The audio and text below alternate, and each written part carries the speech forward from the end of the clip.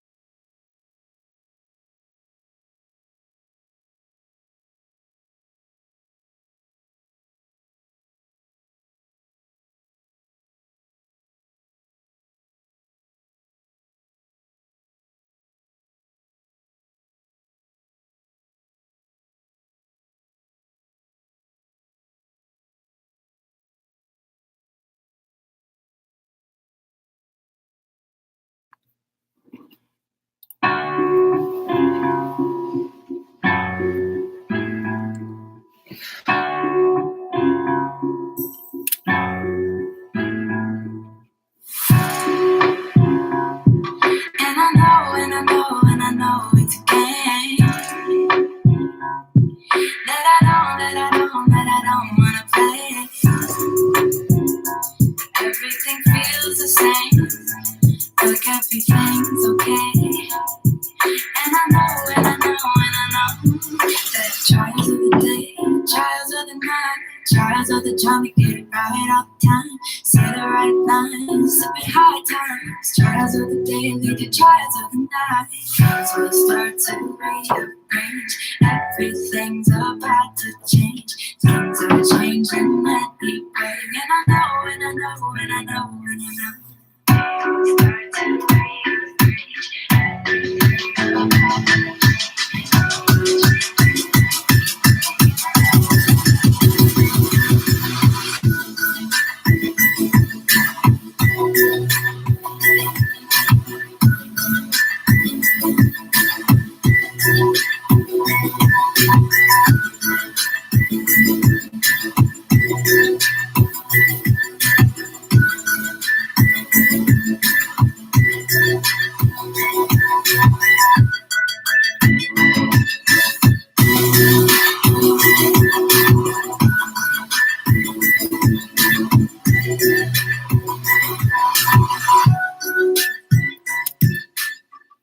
You are listening to The Squeeze with Anthony Pasquesi, produced by Alec Rude on KSMR Radio, broadcasting live on 92.5 FM on campus and 94.3 FM in Winona, Minnesota, as well as online at smumn.edu/KSMR. KSMR, Real College Radio.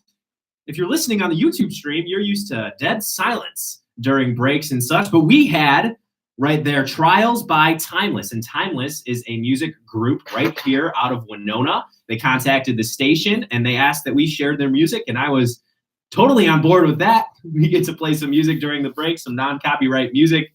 We won't get sued. So you guys get to listen to the musical stylings of TMELSS and then Isaac French, who you'll hear a little bit later. We have Grace Clausen in the chat saying, bet Claire is late.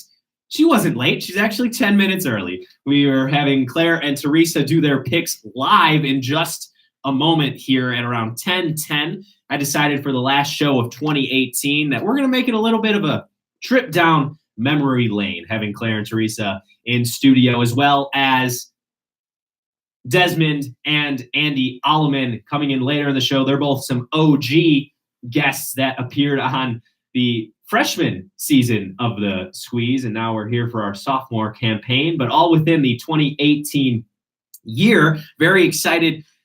Alec, how are we doing today? Good. No, I had a fun weekend. Got to announce a couple of hockey games. I know you went out to the basketball games, but again, yesterday, St. Mary's sports, very successful. Oh, successful. That was bad. No, you're fine. We said it earlier in the season. St. Mary's sports is on the up and coming. Every team is on the up and up, has a green arrow pointing upwards.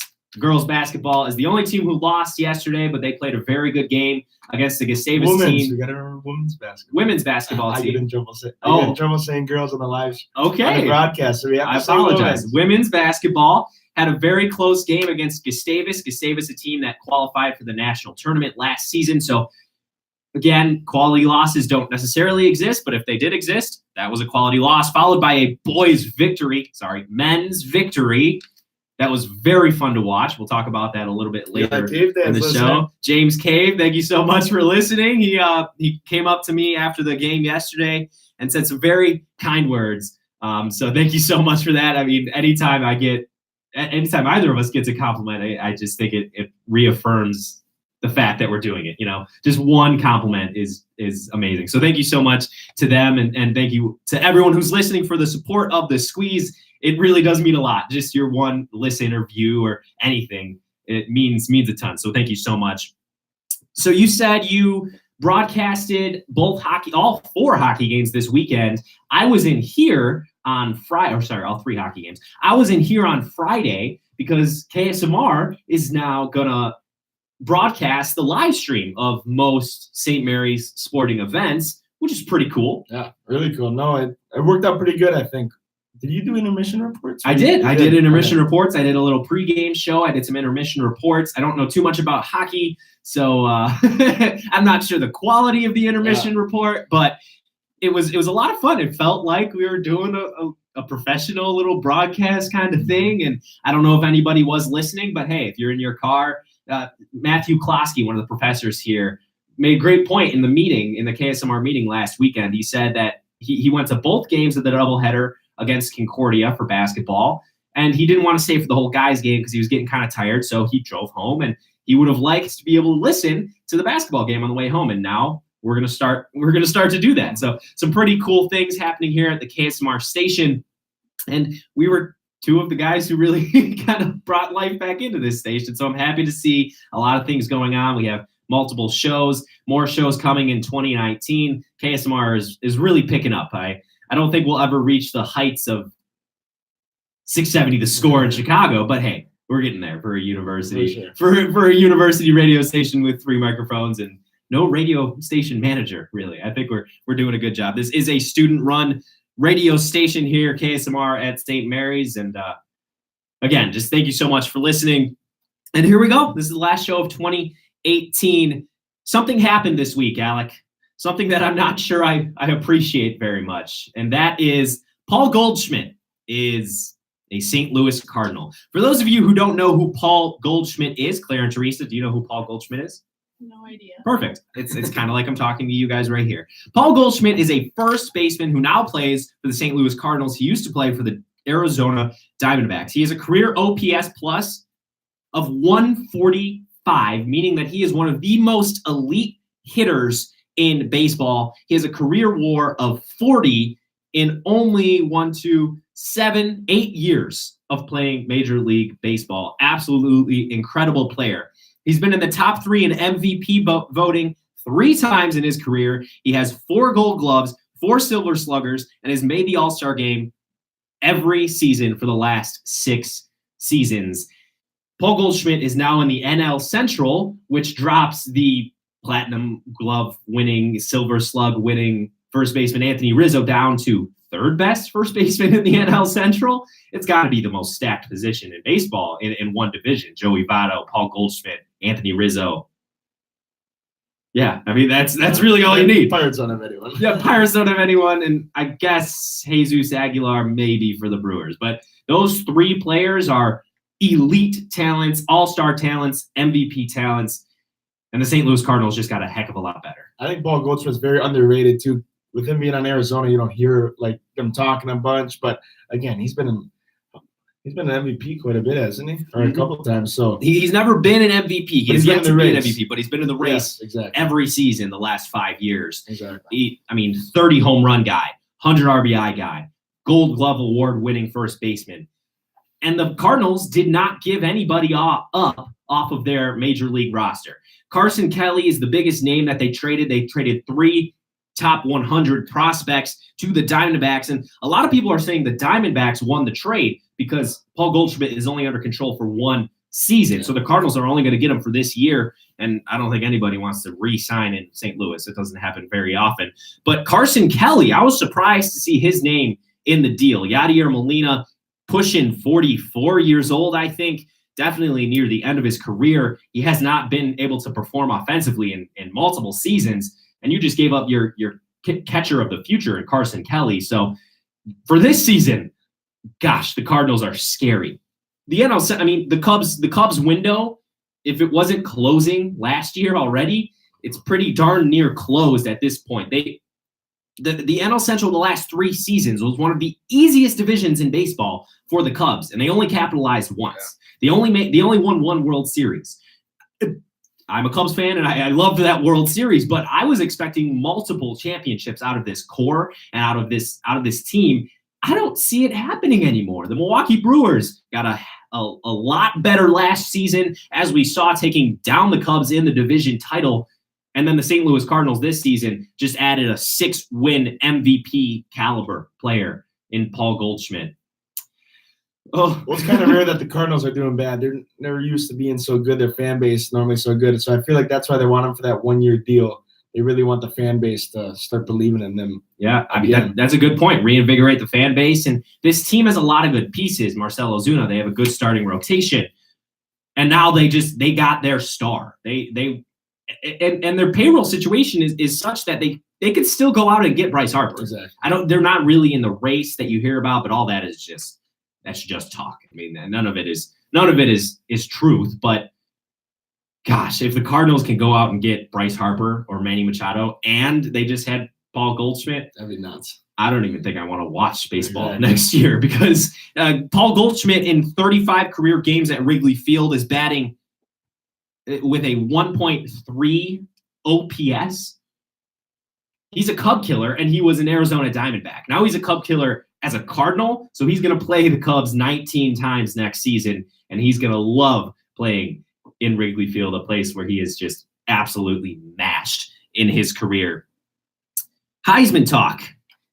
Kyler Murray wins the Heisman yesterday, and I was talking to my dad about it, and I said, well, I hope Kyler Murray does not win the Heisman, because then our little conversation last week about Oklahoma not belonging in the college football playoff is a little moot, because he's the best player in college football, according to Heisman voting, according to AP voting. So it matters that he's in the college football playoff. Now, I still don't think Oklahoma belongs, but it is nice to see the best players get a chance to prove that they are the best players. But the thing about Kyler Murray is he's a Heisman Award winner, and he's done playing football at the end of this season. Or so he says, of course. He was drafted by the Oakland Athletics and signed to a multi-million-dollar deal, I think $2 million, which sounds pretty nice to me right now. My bank account has $200 in it, so $2 million, that would be nice. Claire Teresa making some faces over there. But I have a question for you, Alec. If you were in Kyler Murray's situation, be honest with me. Would you rather go into the draft as the quarterback of the future for some team, a Heisman Award winner, or would you rather be some pitcher for the Oakland Athletics? I think it depends what he loves more, but I would go in for football, like, easily. Like, baseball, like, don't get me wrong, baseball's fun to watch, but football is what America watches now. Like, it's all football, Sundays, football, and I think he could be a true starter. He's just like Lamar Jackson. I think he could start next year for a big team. So I would pick football if I was him. Yeah, and I don't know. Maybe I look at it a little bit more by the numbers. He's going to make a lot more money in baseball if he sticks that direction, and he's going to have a lot more longevity in that league as well, just for a safety concern. I mean, baseball players can play for 15, 20 seasons if they stay healthy. Football players, even quarterbacks, the lifespan of a football player is so much less. I mean, I think it's 5 to 10 years is the average for quarterbacks. So if I was Kyler Murray, I already have the bird in my hand, and that is going to the major leagues with my $2 million and playing for the Oakland Athletics. But you're saying there might be two in the bush with football. He could be the next great quarterback, so why not take a chance there? It's a good conversation. 507-457-1615 is the phone number. Could be the next Tim Tebow, too, if you want to play some football and then go to baseball in like 5 years. Tim Tebow, did you hear? He's going to spring training this season. He's AAA. He's 31 years old. I don't understand why they're moving him up in the farm system, but hey, to each their own. I liked Tim Tebow coming out of college. How about you? I loved him. I thought he should be a starting quarterback. He's a lot better than some of the starting quarterbacks right now. It really doesn't make sense, his whole career path. I mean, he came in as not a rookie, but he came in as a backup quarterback, won a playoff game, and then never got to play again. He's better than Jeff Driscoll of the Cincinnati Bengals right now. He's going to get squashed today by the Chargers. He's also better than Mark Sanchez. He's also better than a lot of quarterbacks. But Claire Teresa, if you want to cozy on up to the microphone.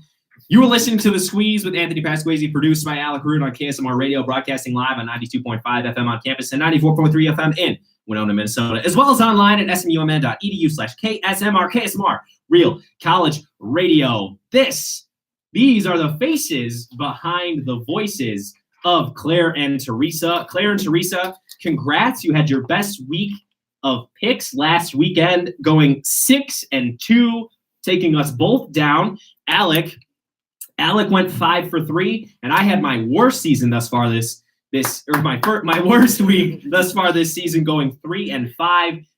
Alec, for the first time in a long time, is tied with me for first place at 40. You know why? Because the Giants beat the Bears. That's one of the reasons why. That's definitely one of the reasons why, because the Giants beat the Bears, and I'm a homer, and I was going to pick the Bears no matter what, and we're going to talk about that a little bit later today. I'm picking the Bears again this weekend.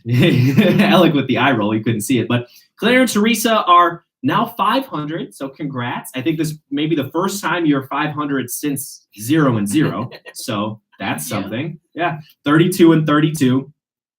So here we go. This is the process. I decided that we were going to go behind the scenes and show you guys what happens when I ask them who their picks are.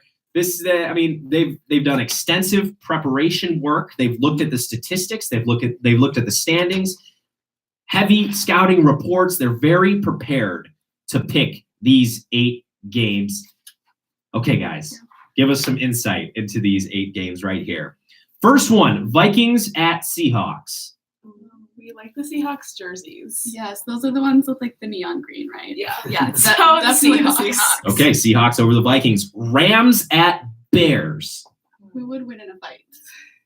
A bear. A bear. Okay, Yes. the Bears it is. There we go, Alec. I have them on my side. Bears over Rams. Gonna get crazy. I don't know, man. I don't know. Eagles at Cowboys. Well, Eagles fly and Cowboys don't. So, Okay, Eagles is also like the national bird. okay, yeah. So that's- Eagles. Yeah, pulls a little more weight. Okay, Eagles at Yeah. Eagles for Eagles. Eagles at Cowboys. Falcons at Packers. Oh, I'm a Packers fan. Don't we usually pick the Falcons? I don't I don't remember. a bird or a cheese packer. Well, I personally love cheese, and you like Okay, the Packers. let's pick the so let's pick Packers. the Packers this Okay, time. Packers over Falcons. Can you tell me a little bit about the quarterback situation there in Green Bay? Claire? Aaron Rodgers. There you go. You got it. Aaron Rodgers. Thank you. Ravens at Chiefs. Oh. Ravens at Chiefs. Ravens are like a smart bird. They're also incredibly annoying. Yes. Wait, Ravens and Chiefs? And Chiefs. Okay. I don't really care about Chiefs. Let's just Yeah, do the Ravens. the Ravens. Yeah. Okay, Ravens over Chiefs. Jets at Bills. Well, Bills is a dumb name. What does that even I mean? don't know. What does Bills mean? Do you know? What is a I bill? don't know. I know that their mascot is a buffalo. Buffalo Bill? I don't know. Maybe someone knows in the chat. I have no idea. Let's pick the Jets. Yeah, on Okay. default, having Yeah. a dumb I guess the name. Jets over Bills. Yeah. You guys seem to go a lot with the mascot names against each other in a battle to Yes. the death. So I think a Jet would probably beat anything. Okay, so That's fair. fair. Yeah. There we A go. bill comes from a bison in 1946, Okay. an All-American Football Conference.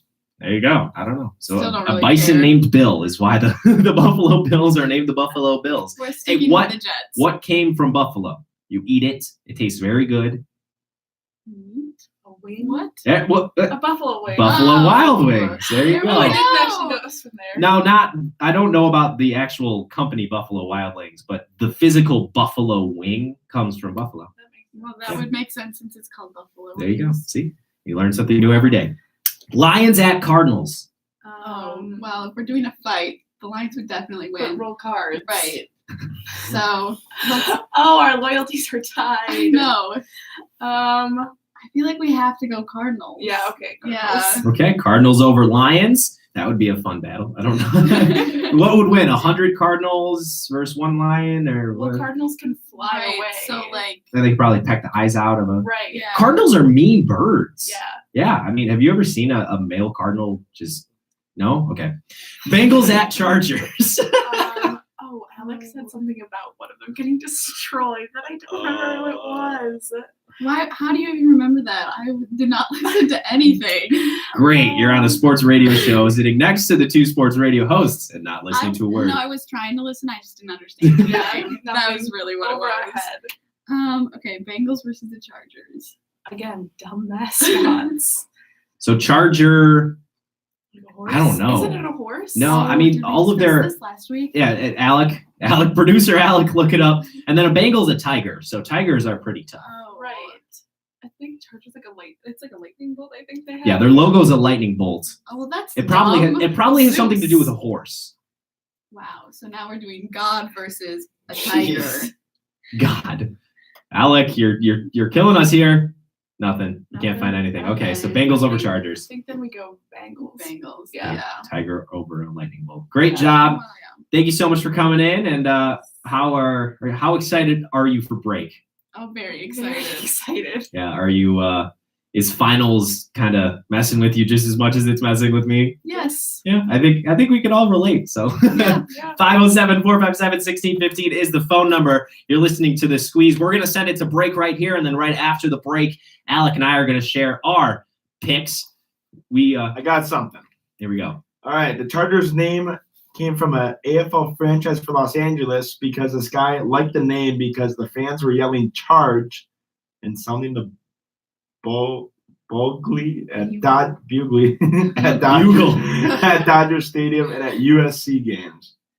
So it's dumb, is what we just Yeah. realized. Okay, we're gonna send it to break right here. Thanks, Alec, for that very fun information. But hey, 16-second squeeze. I forgot to mention that. That's how you win your T-shirt. Is the 16-second squeeze. 507-457-1615 is the phone number. Call in if you want your chance to win a Squeeze T-shirt. All four of us in this room own Squeeze T-shirts. None of us are wearing them, but okay, Alec is. Alec, I feel like Alec, you always wear the Squeeze T-shirt, but they're pretty cool looking. So 507-457-1615 is the phone number if you want to call in and win one. We're going to send it to break right here. Thanks for listening, and stay tuned as we will give you our picks for those 8 games coming up right after the break.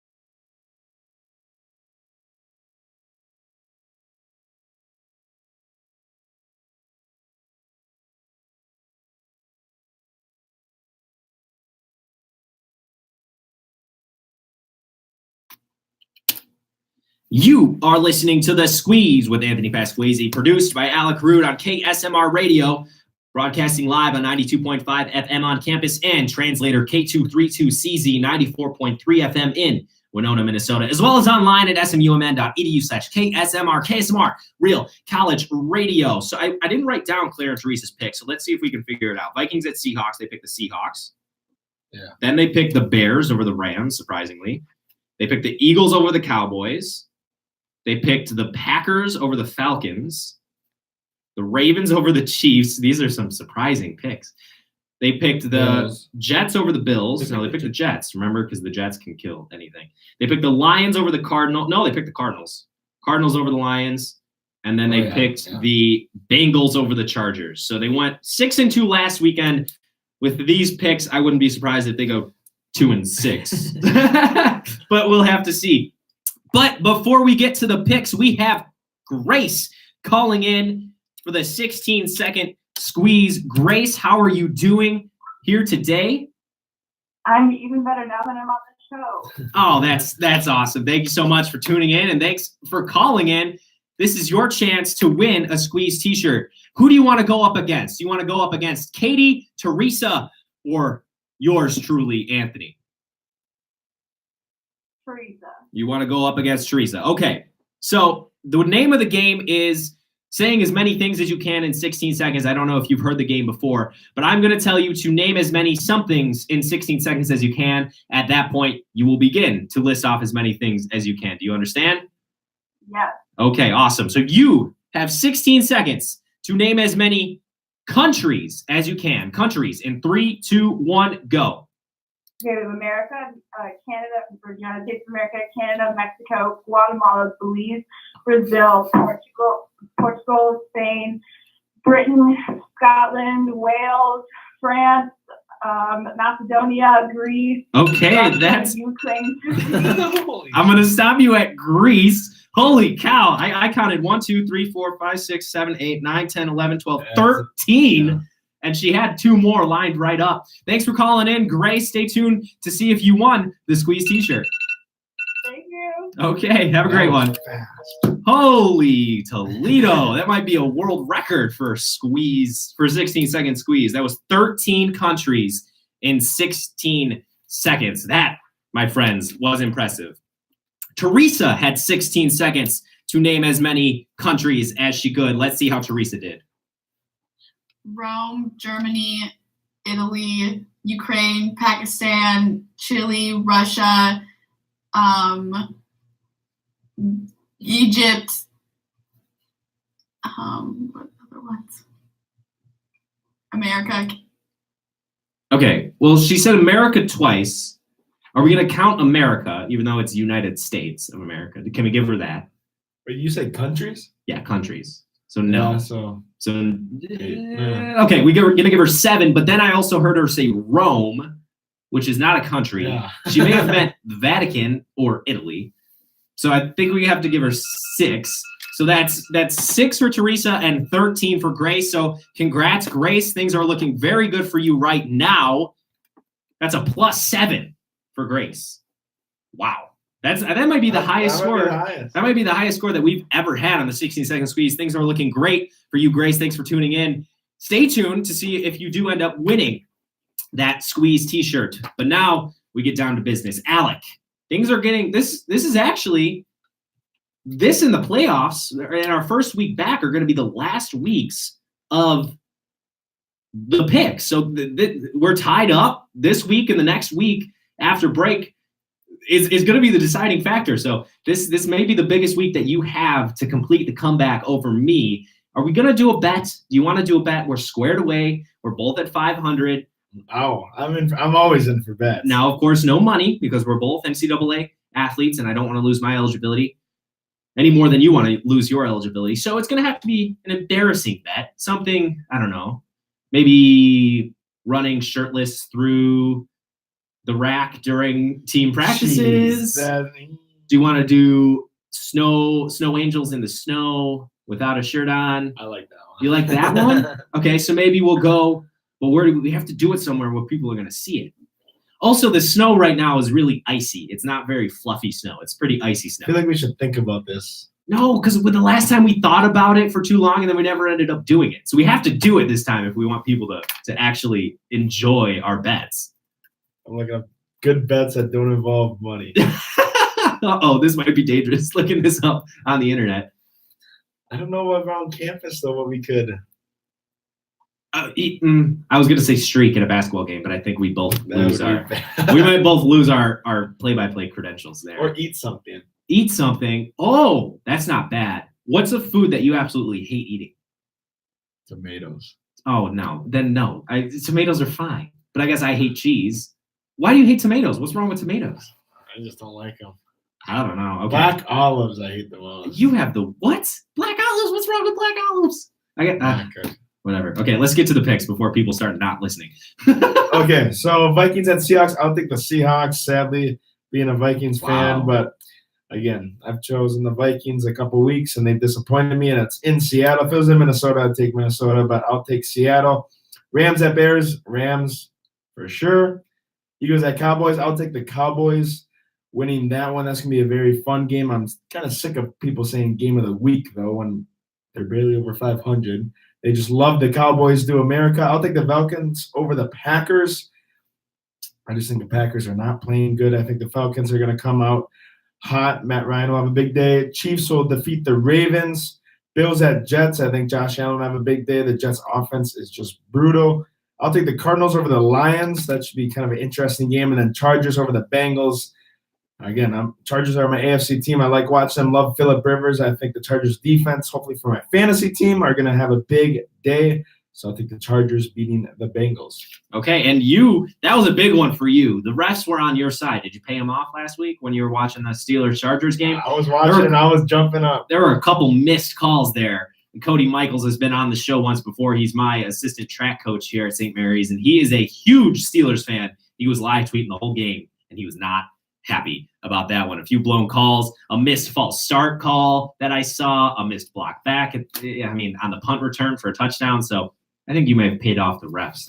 I didn't like that. That's what gave you the edge over myself when you picked the Chargers over the Steelers, because I picked the Steelers. But last weekend, the Bears lost, sadly. Now, a lot of people came up to me and kind of laughed in my face saying, you lost to the Giants. But you have to remember, Mitch Trubisky didn't lose to the Giants. Chase Daniel lost to the Giants. And Chase Daniel did exactly what you expect a backup quarterback to do. He came in, he won a game, and he lost a game. If every backup quarterback came in and was 500, that's all you want from a good backup quarterback, and that's what he did. So I was not angry at all. And then I saw that the entire NFC North lost their football game. So they went 0-4 last week. I'm going to make a very bold prediction. From 0-4 last week, I'm going to go with the NFC North going 4-0 this weekend, today and tomorrow. I'm picking the Vikings over the Seahawks. I'm picking the Bears over the Rams. I'm picking the Packers over the Falcons. And the Lions over the Cardinals. I got them going 0-4 this week. Wow. And there we go. So wait, really? Yeah. Holy cow. So you think that the NFC North is going to go 0-4 2 weekends in a row? Oh, yeah. You're telling me that a Mike McCarthy-less Packers team, a Bears team coming off a bad loss against a good team that they're probably going to beat, sorry, a Vikings team that's on its last leg if they want to make the playoffs. If they don't win this game, they're practically out of the playoffs. I mean, I wouldn't say so. They're close to it, though. The Eagles and the Cowboys, if the Cowboys beat the Eagles, then the Vikings are teetering. They're teetering. And then the Cowboys don't affect the Vikings because they're already have a division spot. So they won't. It'll be Carolina, the Vikings, and the wild card. But Seattle could jump. It'll be between Seattle, Vikings, Carolina. Okay. And the Vikings, their last 3 games, besides the Bears, are very easy. Okay. And then the Panthers do play the Saints twice. Yeah. Which is going to be tough.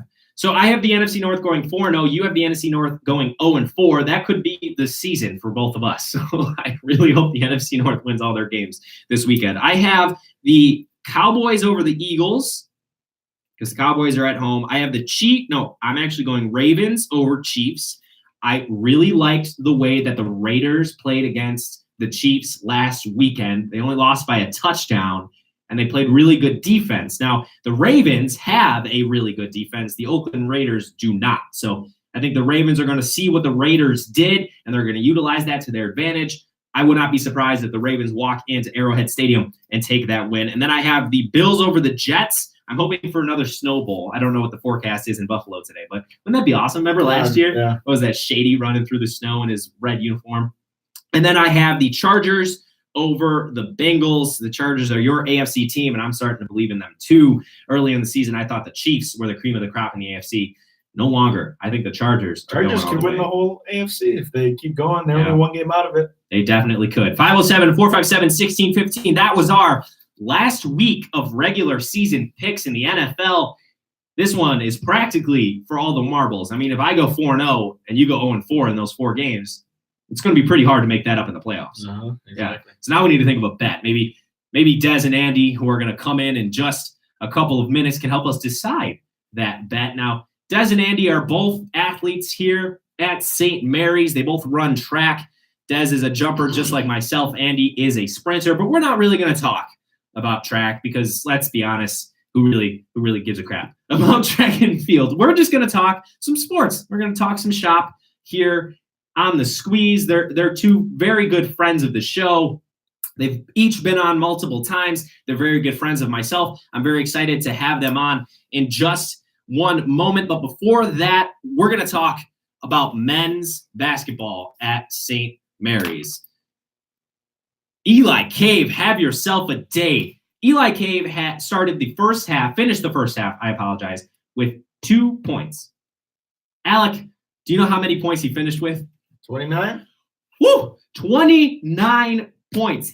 That kid went absolutely nuts. And normally when your best player only has 2 points in the first half, you're going to find yourself in a big deficit. Yeah. But Kareem Anthony Bello stepped up. At one point, Kareem Anthony Bello was 5 for 7 from 3 with 17 points with 3 minutes remaining. He's the one who kept the Cardinals in that game in the first half. He had 3 steals all in the first half. He had 19 points all in the first half, and he finished the game with 21. He was on the bench most of the second half, if not all of the second half. And I think that was because we heard a couple games ago when Jacob Chilson was on the court, we heard Coach Fano and Coach Brown saying, wow, I really like this lineup. And we both kind of made a point to say that Coach Fano is not afraid to stick with a lesser lineup if that lineup is playing better. Yeah. And I think that's what he did yesterday. Kareem Anthony Bello started the second half with 2 missed threes, I believe. He was missing some rebounds. He was a little late on defense, and Coach Fano took him out right away. The second he took him out, the lineup that was on the court stayed in the game almost the entire time, flipping Sawyer Rosner and Jacob Chilson back and forth. But that lineup was playing defense. That lineup was getting to the rim. Eli Cave had a couple and ones that he converted on. Kevin Gleason down the stretch hit clutch free throws and clutch three-pointers. For the first time in 35 seasons, the Cardinals walked in to Gus Young Court and beat the Gustavus Golden Gusties in their own gym. It was remarkable to see that Coach Fano told us a while ago, this team needs to learn how to win. And that was when they were losing to Carleton and they were losing to La Crosse. And once they were down, they lost the fight. This team yesterday walked into halftime down 6 points. The Golden Gusties went on a 9-0 run to finish off the first half. And instead of Coach Fano quitting on his guys and his guys quitting on Coach Fano, they united together. They worked together, and they took the lead back almost right away. 4 minutes into the second half, they had a 2-point lead, and they never looked back. They did relinquish it to tie it up a couple times, but man, they looked strong. I'm really excited for my dad to come see them play at North Park with myself. I think he's really excited because he's hearing about it every week. These guys are studs. I mean, they have 7 deep of guys who can really compete in the MIAC on an all MIAC level. And maybe honorable mention all MIAC because 7 all MIACs on one team, that would be crazy. And there are a lot of good teams. But I mean, I realistically right now see 3 guys with at least honorable mention all MIAC. Yeah. And then I was talking earlier, we're getting a little ahead of ourselves. I'm going to say it on the air. You might laugh at me a bit. Eli Cave, if he can keep this up, he's 2nd in points per game. He's 5th in rebounds per game. And if St. Mary's makes the playoffs for the first time in years after not winning for 22 months in the MIAC, I think there's a case for Eli Cave for MIAC Player of the Year. Now, you kind of laughed at me when you said it. You said they don't really care about the story. But if I'm the MIAC officials or if I'm the MIAC voters, and Eli Cave finishes the season with 25 points per game and 8+ rebounds per game and is leading a St. Mary's team to the playoffs for the first time in seasons, and he's coming off of a season-ending knee injury, I think it's poster child for MIAC Player of the Year. Yeah, no, for sure could. It would be interesting to see St. Mary's. They got to still face the top-notch teams. Like Gustavus was projected to finish 7th in the MIAC. So, no, nothing to take away from them. But, again, it's going to be interesting to see how the Cardinals will do against more of the top-heavy conference teams. And Wednesday they're going to get that chance. Yeah. St. Mary's is facing off against St. John's on Wednesday. They're really good. St. John's is very good. I don't know. Are they nationally ranked? I believe so. Okay, so Alex is going to look it up right now. I do believe, like you said, that they are nationally ranked. They're walking in here to St. Mary's Gym at 7 o'clock on Wednesday night. I would be very surprised to see the St. Mary's Cardinals win that game, but I will not be surprised if they give them a game. The Gusties only lost to the Johnnies by 9 points a couple games ago, and we just beat the Gusties. So we just beat the Gusties in their own gym. St. John, that's what's so great about basketball. You never know. The best team doesn't always win in basketball, especially in collegiate basketball. I mean, we just saw Kentucky go down to an unranked team. It's the same thing in the MIAC. What changes in basketball? St. John's currently ranked 24th in the nation. 24th in the nation. Yeah. How many other MIAC schools in the top 25? There's none. Just St. John's. And you were telling me earlier that Bethel was really good. But right now, yes, they haven't played the cream of the crop in the MIAC, but the Cardinals are 2-2 in the MIAC. That's tied for 4th place with 2 other teams, except the Cardinals had the best record out of conference as well. They were 3-1 out of conference. They have a 5-3 record right now, 2-2 in the MIAC. Boy, does this team get me excited. I had so much fun going to the game yesterday. I wanted to drive there. I'm doing a news writing story on the boys game for our news writing class. I got some quotes from Eli Cave and Kareem Anthony Bello and Coach Fano, who is just an awesome stand-up guy, Coach Fano is. And I kind of want to travel with the team all the time now. If they're going to do that and they're going to give me as good a show as they did yesterday, I mean, we should all get on a little bus and start going to watch these guys go into other gyms in the MIAC and take down some quality MIAC teams. But you did not go to Gustavus yesterday. You stayed here at the St. Mary's Ice Arena. How about you tell me about the men's hockey's weekend this weekend? Yeah, so I announced the Friday night game against Superior, and then the 2 games Saturday. Men's played Superior again, and then the women played Stevens Point, Wisconsin. Friday night wasn't the best for the Cardinals, though. They lost to Superior 5-2. Owen Sikic and Jack Hatton each had a goal for the Cardinals in that one. But again, the Cardinals really dominated Superior in that category. But for Superior, their stud was AJ Smith, their goalie. He just had a really, really good game. I believe he saved 39 of 41. Was an absolute stud for Superior. Yes, 39 of 41. Nick Nass did not have his best game for the Cardinals. But again, the Cardinals still only 1 win after that one, falling the 1-9-3 overall. But then Saturday at 2 o'clock afternoon, the Cardinals came back and got a split with the Yellow Jackets. The Cardinals defeated UW Superior 4-2. Alex Tobacco had a goal. Owen Sikic, another one. Tommy Stang and Tucker Chapman had his first career goal as a Cardinal. Shout out to him. But again, Superior started their other goalie. I'm not sure why, because in the WIAC conference, you do not receive an automatic bid into the NCAA tournament if you do win your conference. So again, in the WIAC, it's all based on really how you work in the non-conference and conference, but basically just in the regular season. So Superior started their other goalie, and the Cardinals scored 3 in the first period, and then they brought back in AJ Smith, who was the really stud goaltender for Superior, and he only allowed 1 more goal. But again, the Cardinals won 4-2 in that game. They improved to 2-9-3 overall. Their record might not be the best, but again, this Cardinal team, they've had probably one of the toughest schedules in the whole nation, maybe to start this one off.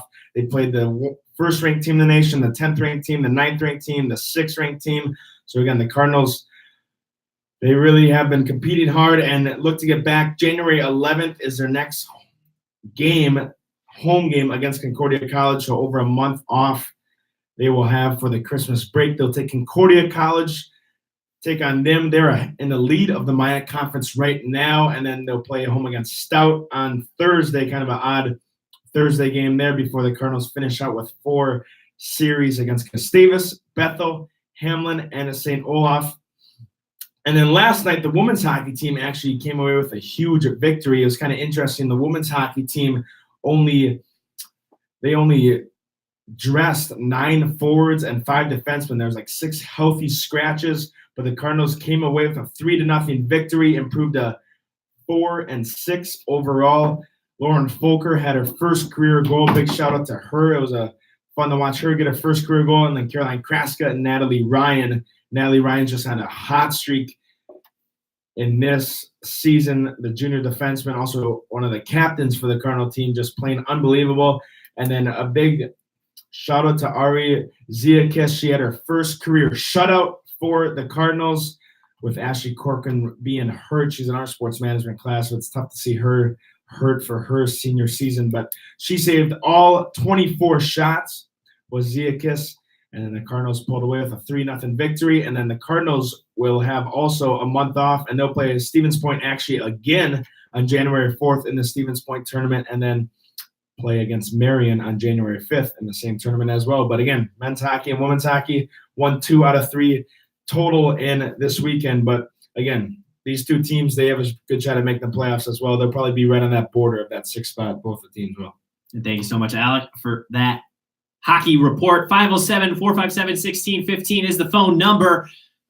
Grace started out the 16-second squeeze contestants with a strong +7, but hey, that's not unbeatable. 507-457-1615 is the phone number. We're going to take it to break right here. Call that number if you want to win, or if you want a chance to win a squeeze t-shirt on the 16-second squeeze. Coming up after the break, we do have Andy Alleman and Desmond Stewart coming in to talk professional sports. They're not going to talk track, although I did just talk to Des and something good happened yesterday. So maybe we'll talk about that just a bit. 507-457-1615 is the phone number. We're going to take it to break right here. Thanks for listening and stay tuned.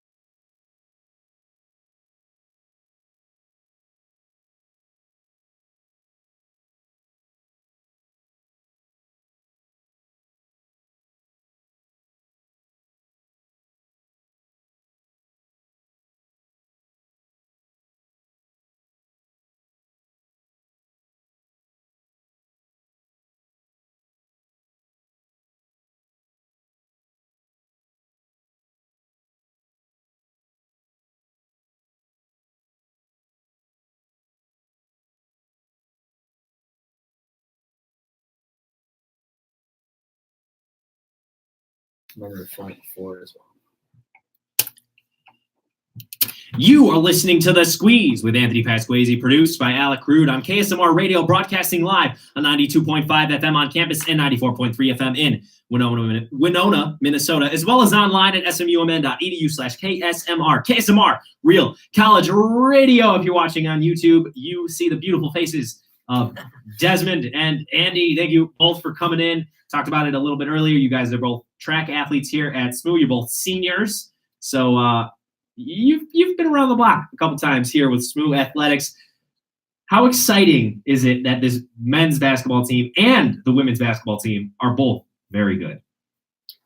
I think it's absolutely huge. It's actually very refreshing to see the men's team do so well. My freshman year, they went 9-16. They were middle of the pack in MIAC. But the last couple of years have been a little tough. And seeing them on the rebound, it's awesome. Especially being big basketball fans that we are. It's great to see that they're doing so successfully. And I mean, they are hot. Mm-hmm. I mean, Kareem Anthony Bello, what do you have? 5 for 7 from 3 in the first half. Yep. That is a really good shooting percentage, And then Eli taking over in the second half. It's great to see. I think there's a lot of talent there, and I think that they have a coach now that is using it right.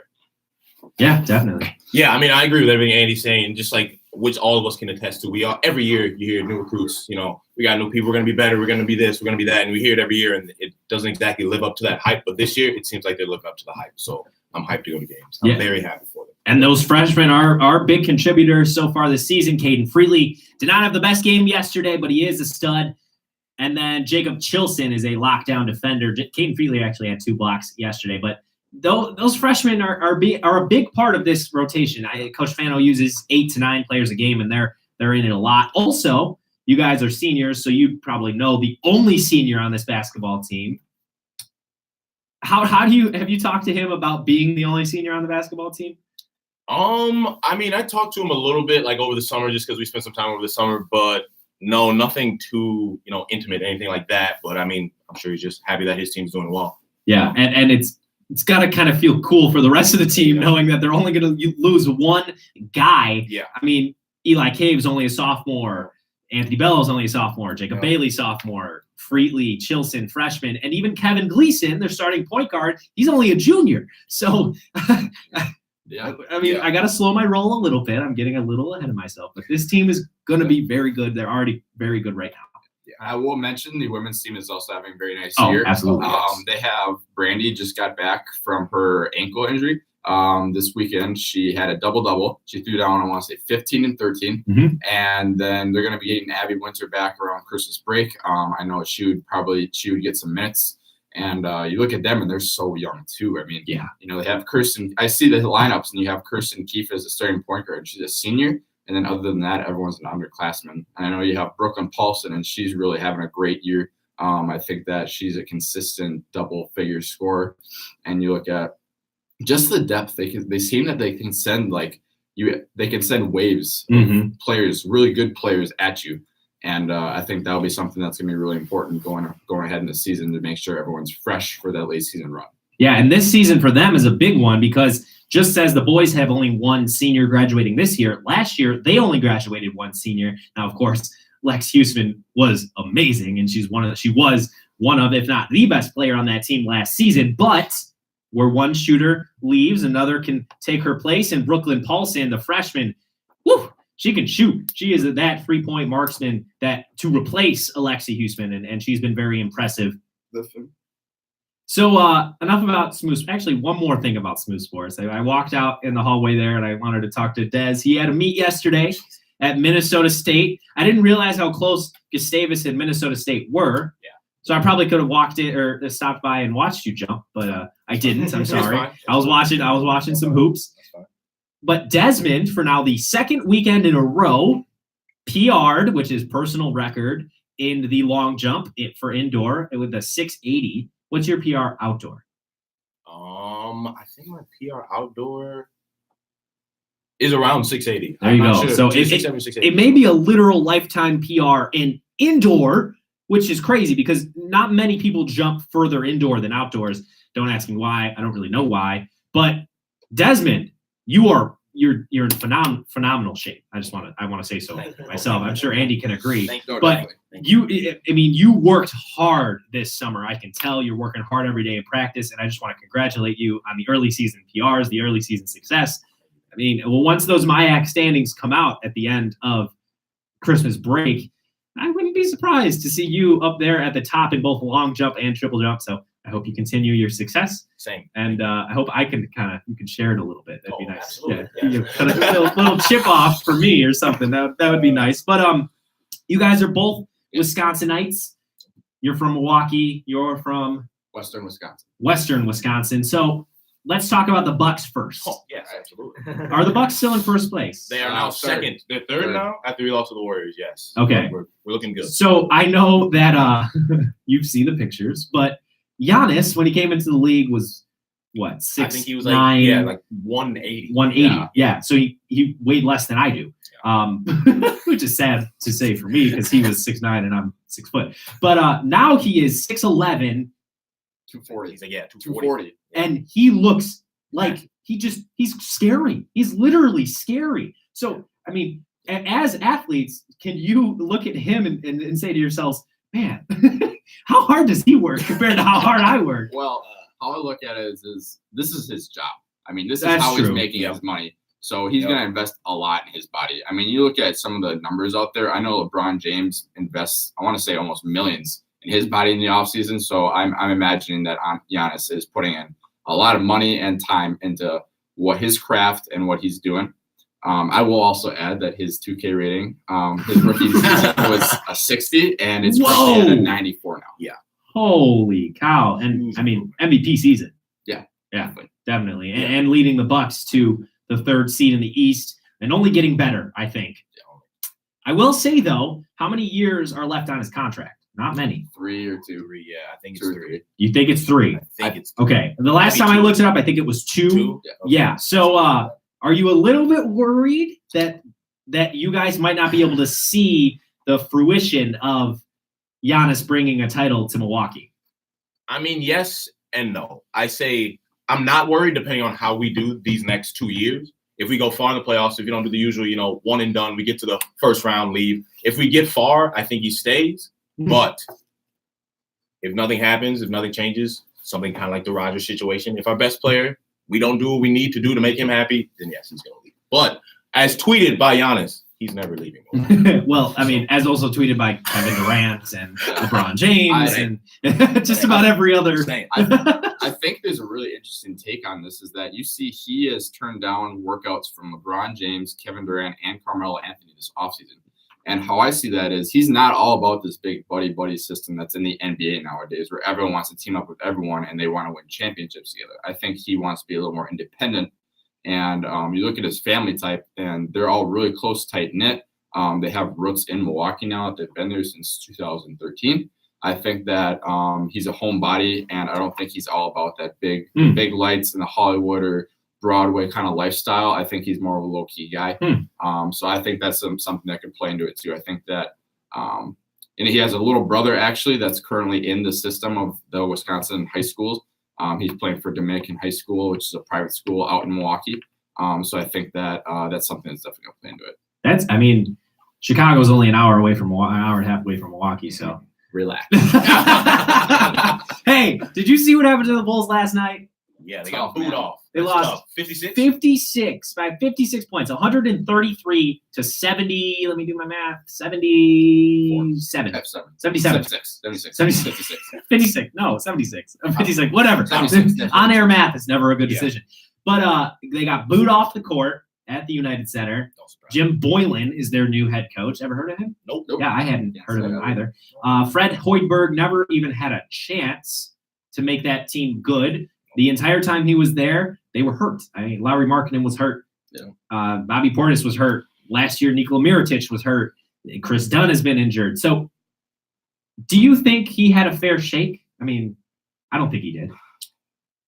I mean, all the organizations are the same. They want wins. And if you don't get wins right away, they're going to do what they can. But, I mean, it's tough because, his best players were injured. So, I mean, you can't really blame him for that. But well, I think you also got to look at how incredibly young they are. I mean, you got Wendell Carter, and he's like 19 or 20. Laurie's young. Jabari's like the oldest guy on that team. Exactly. And he's like 24 tops. Levine's doing what he can. Dunn's young. I mean, it just seems like it's a roster that's full of a lot of young guys who's not a veteran kind of guiding them. That's how I see it. And I think that they need a franchise-changing kind of player, whether that's Zion Williamson or RJ Barrett in the draft. Or Giannis. Or It won't happen. well, I can dream. It I won't can happen. dream. You got Jabari. We'll give you him. yeah, No, you can take Jabari. him back. Oh my gosh, he's brutal. Yeah, He's it's terrible. tough, man. Did you hear his soundbite in his first press conference? No. They asked him about defense, and he said verbatim, "Man, I don't get paid to play defense." It's tough, man. Yeah. So I That's mean, your player. that kind of seems like it's a little bit of the theme of that Bulls. yeah, they team. don't play defense. Yeah. Dunn. I mean, Dunn Dunn's seems a like good he's a defender. dog. Yeah, and Wendell is also Yeah. a good defender as well. Yeah. But yeah, I mean, if I'm gonna say it, I will. Fred Hoiberg made a couple $1 million a year. He's making a couple $1 million this season for doing nothing.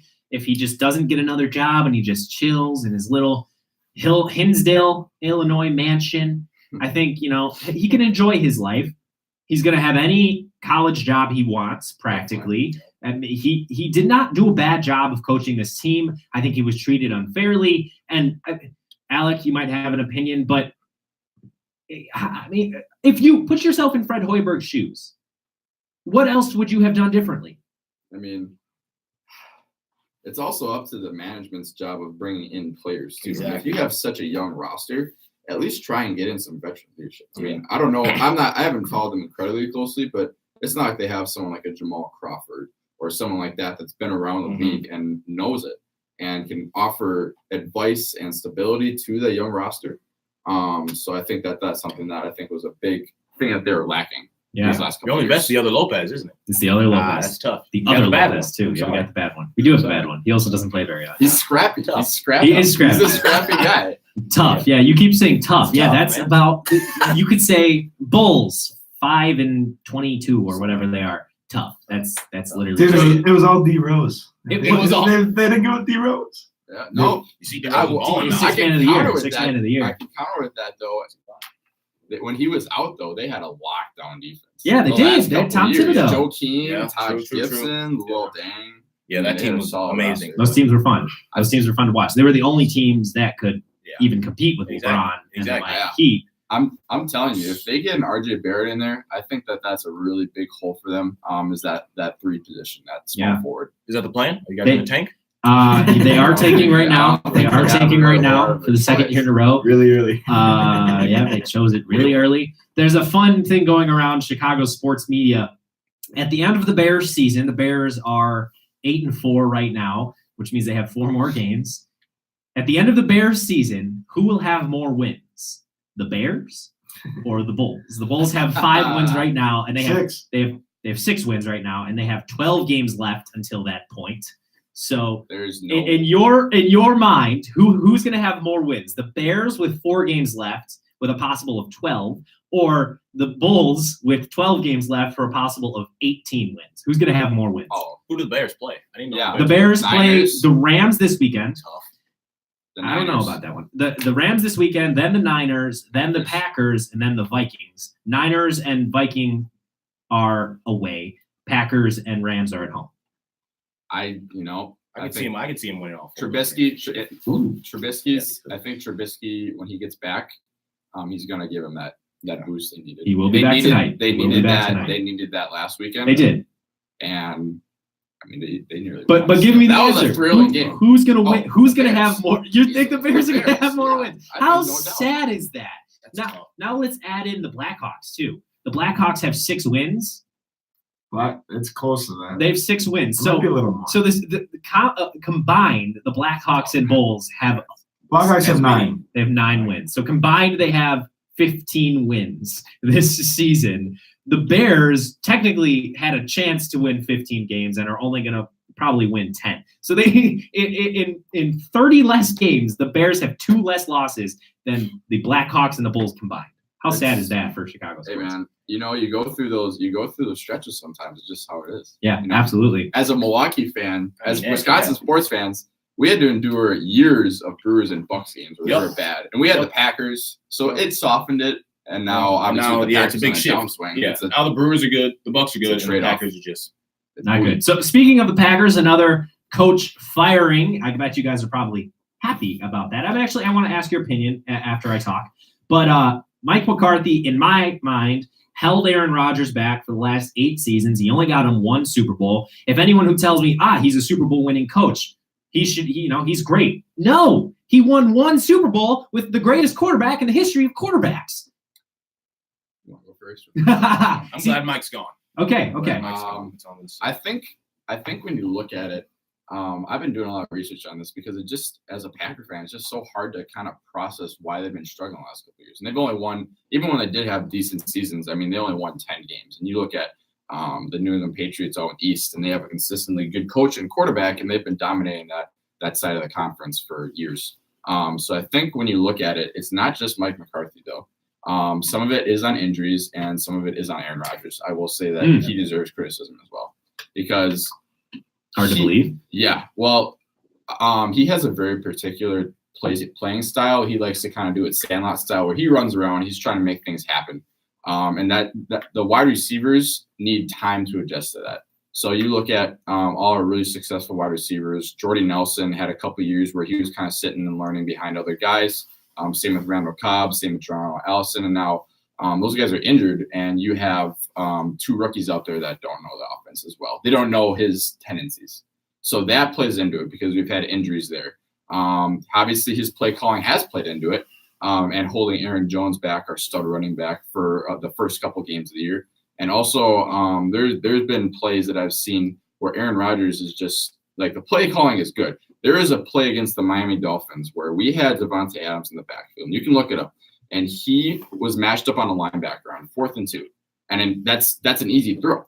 I mean, he's wide open, and Aaron Rodgers didn't throw it. Like, that was a play design. And I think some of it is on him too. And he's missed some very easy throws. We missed a couple against Seattle, a couple in the last couple of games. It's just, I think it's an all-around uninspiring effort is what I think it is. Okay. So, and I personally think that the Packers are going to go out and absolutely torch the Falcons today at Lambeau Field.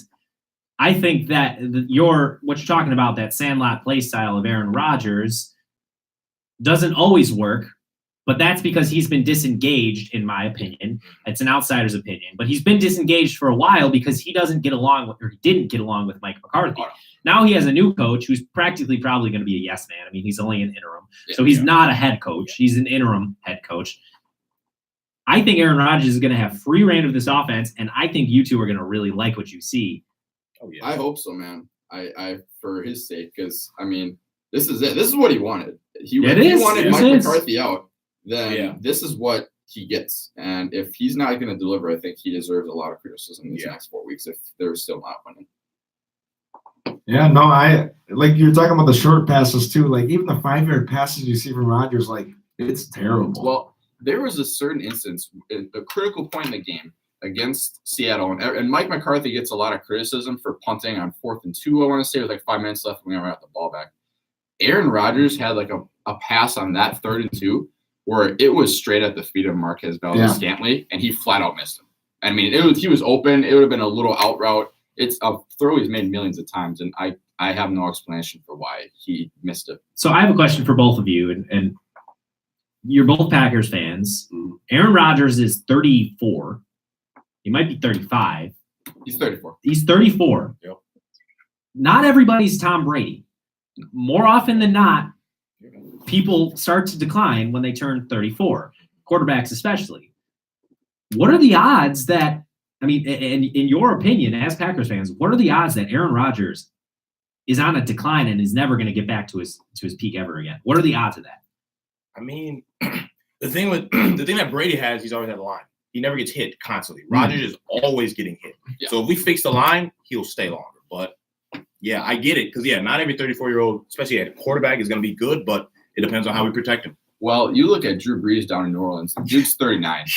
They reinvested in that offensive line the last couple of years, and it's a studly line. I mean, you look across the board. They got first-round picks. They've had veterans that are really good, and that helped prolong his career, along with the running game that they have down there. So I think that's a model of success that you got to look at when you have the Saints. I mean, invest in the running game, which we have, invest in the line, and I think the rest of it will take care of itself. Okay. Well, some good stuff here from Des and Andy. Thank you so much for coming in. 507-457-1615 is the phone number. We didn't have anyone who wanted to challenge Grace's +7, but hey, we still have a t-shirt to give away and 2 more contestants to attempt to give it away too. 507-457-1615 is the phone number. Coming up after the break, we're going to talk about women's basketball a little bit more and give you the details on Cardinal Athletics, the games coming up this week, as well as hopefully Colin Stair will come in and talk some NHL hockey with Alec Rude. We'll see about that one. Sunday morning. It's always tough for college students. 507-457-1615 is the phone number. We'll be right back, but call that number if you want your chance to win a Squeeze t-shirt. Stay tuned.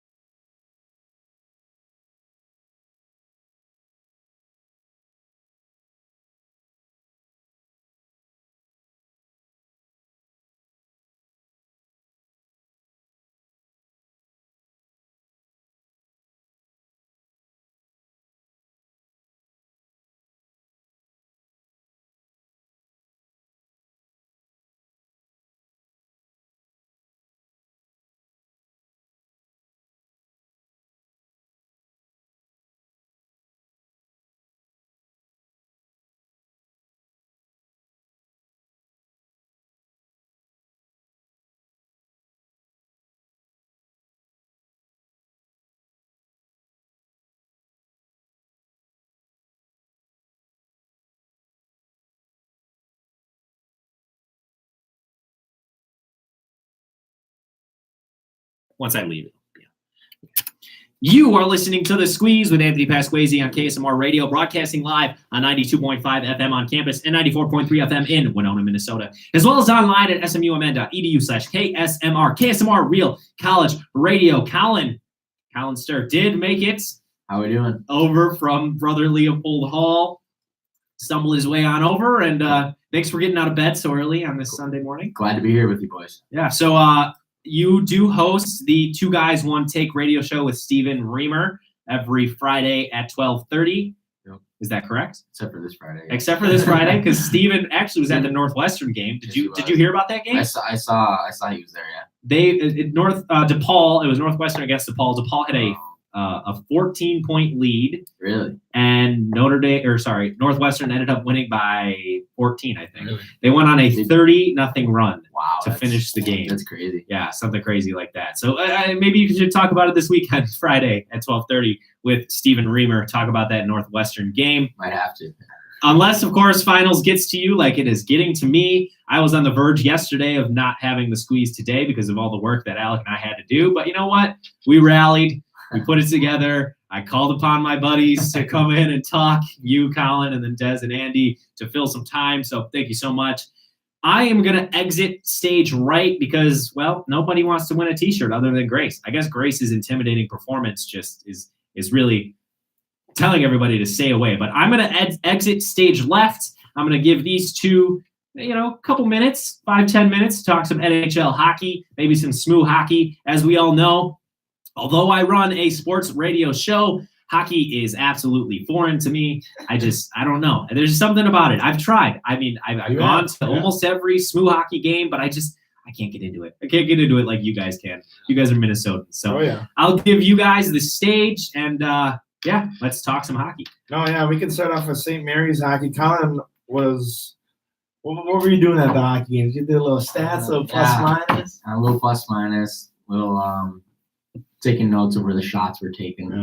Gotta make that money. Exactly. No, yeah, and I was announcing as well. But, again, the men's hockey, we can talk about them quick. They lost on Friday night 5-2 and then won on Saturday 4-2. What differences did you see in the team between those 2 days? Well, the most questionable thing in between both games had to have been, as we both agreed, Superior switching their starting goalie. I don't know why they would do that. Especially because once they're back, the guy who was the starter on Friday night came in, didn't let in a he let in one goal, but it was on a power play. Exactly. And it was tough, tip in. So I don't understand that coaching or that reasoning there, but I think I also do believe the Cardinals played a lot better defense yesterday than they did on Friday, and that was entirely why they won the game. Yeah, I said this earlier too. In the WIAC conference, you don't receive an automatic bid if you don't win your conference, since there's only 5 teams. So you really have to perform well in the regular season. So it's very odd that goalie would come in. I don't know what they're thinking, but that coach too, that Superior coach, he loved to yell at the refs. I don't know if you saw that at all, but man, I did miss that. I didn't. I think I heard it from over there, but I couldn't tell who it was. I watched that. I kept saying that the whole time. The whole broadcast. Yeah. But women's hockey too won 3-0. Again, they didn't have many skaters playing, but they really performed well. They had the right ones, I guess. Exactly. No, but that was, again, Stevens Point, not the best team that the Cardinals have probably seen, but again, it was pretty solid all around. I would say they got a shutout too. Yeah, it was a good game for them. Shutout. A lot of good opportunities for the Cardinals. Obviously, it was only 3-0, but it could have been more. Nice thing for them is they've seen this team already, or they saw this team yesterday, and to start the new year, they're going to see them right away again. So hopefully we can pick up the sweep, I guess you can say, against Stevens Point for women's hockey. So, really good day for Cardinal hockey all around. So, and then we can talk about NHL hockey right now. Colin and I kind of always joke around that I like the Buffalo Sabres and Arizona Coyotes because Casey Middlestead on the Buffalo Sabres from Eden Prairie, Minnesota. Colin and I got to watch him play in high school hockey, and then Derek Stepan from the Arizona Coyotes is from my hometown to watch them. But again, Buffalo Sabres, I would say they might be the most shocking team right now. What do you think's going right for them? They have 38 points, 17 at 9-4 for Buffalo. Well, Buffalo has been really good to start the year. Obviously, they were in first place in the Atlantic for a while, but obviously, of recently they've lost 5 in a row, which is kind of shocking in a sense. But obviously they did so well before that that they're still in a good position to challenge Tampa Bay and Toronto, who honestly are, in my opinion, Stanley Cup favorites right now, both of them. I mean, yesterday I watched a little bit of the Buffalo-Philly game to start. Buffalo was in it. Probably should have won the game, but they didn't. So I think still the question on Buffalo is goaltending, even though Hutton's been really good this year, I would say. Not that big of a name though, I feel. Right. He's not your stud number one goalie. So it will be interesting to see if Buffalo squeaks into the playoffs this year. Yeah. But I think it'll happen. They have a lot of talent up front. They're kind of like the Leafs in that they'll score to win games. And you're a big Capitals fan, eh? I am. They've been on a good streak so far. yesterday. Shut out the Blue Jackets. Very good team in the Metro. Yeah. So They're looking good. They're looking good. So I'm happy about that. No, what Anthony mentioned earlier, the Chicago Blackhawks have lost 6 straight. They're 9-16-5. They are tied for worst in the Western Conference. But again, you have players like Jonathan Taves and Patrick Kane and Seabrook, Keith. Crawford's not a terrible goaltender, but again, I don't know what they could do. They made a trade with Arizona. They traded away Nick Schmaltz, though, who I thought was a good player. But I don't know if you have any ideas what they could do. They fire their coach. The thing, I'm with you on that one. I have no idea what's going on in Chicago right now because, like you said, they have some star players. They started out the year okay, like I think it was like 500 they were going, and then they proceeded to fire their coach that obviously was the coach for their 3 Stanley Cups. Exactly. And now they've lost like 6 in a row, and the coach they hired is. I heard he's more of an analytical guy, but like nothing has gotten any better since he's gotten there, which is just not in any like he's actually had a worse record than the last coach. So I don't know. It's trying times for Blackhawks fans right now. It really is. Like it's hard to sympathize with them and being a Wild fan, obviously, but yeah, it's now. Oh yeah, just look at the point. Like Patrick Kane has 32 points. Like that's not bad in 29 games. Taves is 24 in 30 games. So again, their studs are coming about. But then afterwards, really besides those two, is Keith. He does have 12 points, but he doesn't have a goal yet. It would be nice to see him get a couple. But no, then the Minnesota Wild. Looking at them, they were on a little bit of a hot streak, and now they've kind of fallen off a little bit. If the playoffs did start today, they would not make it. Right. Sadly. So, again, they're sitting at 15-12-2.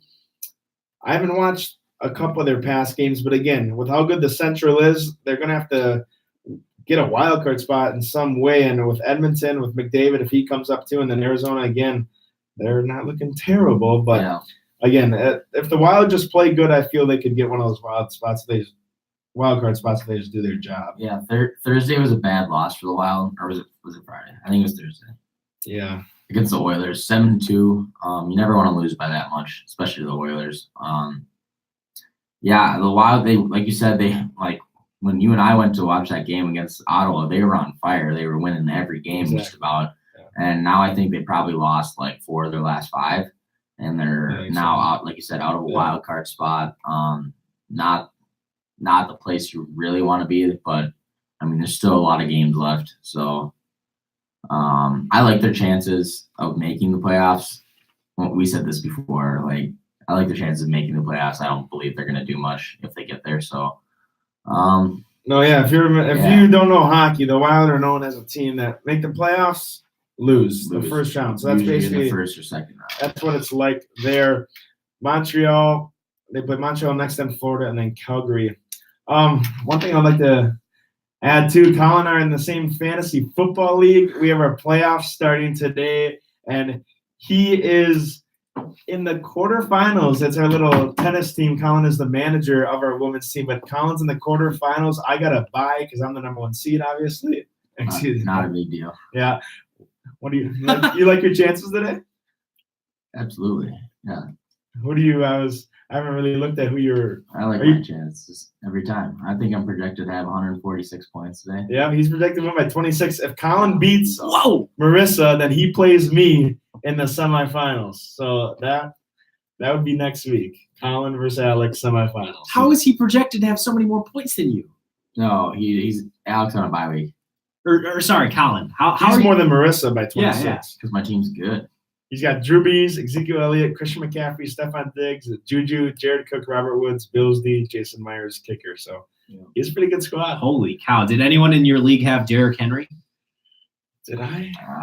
I had him in a different league and then dropped him like 2 weeks ago, and I was crying. We were just talking last weekend about running backs in fantasy football. I drafted him because I thought he was going to be their number 1, just because I didn't think Deion Lewis would make it the entire year. But One of my leagues I sat, And then he has I the- sat him, and then the other leagues I dropped him last week. And then he has the best running game in the history of football. It was some What did he score? 47 points? 47.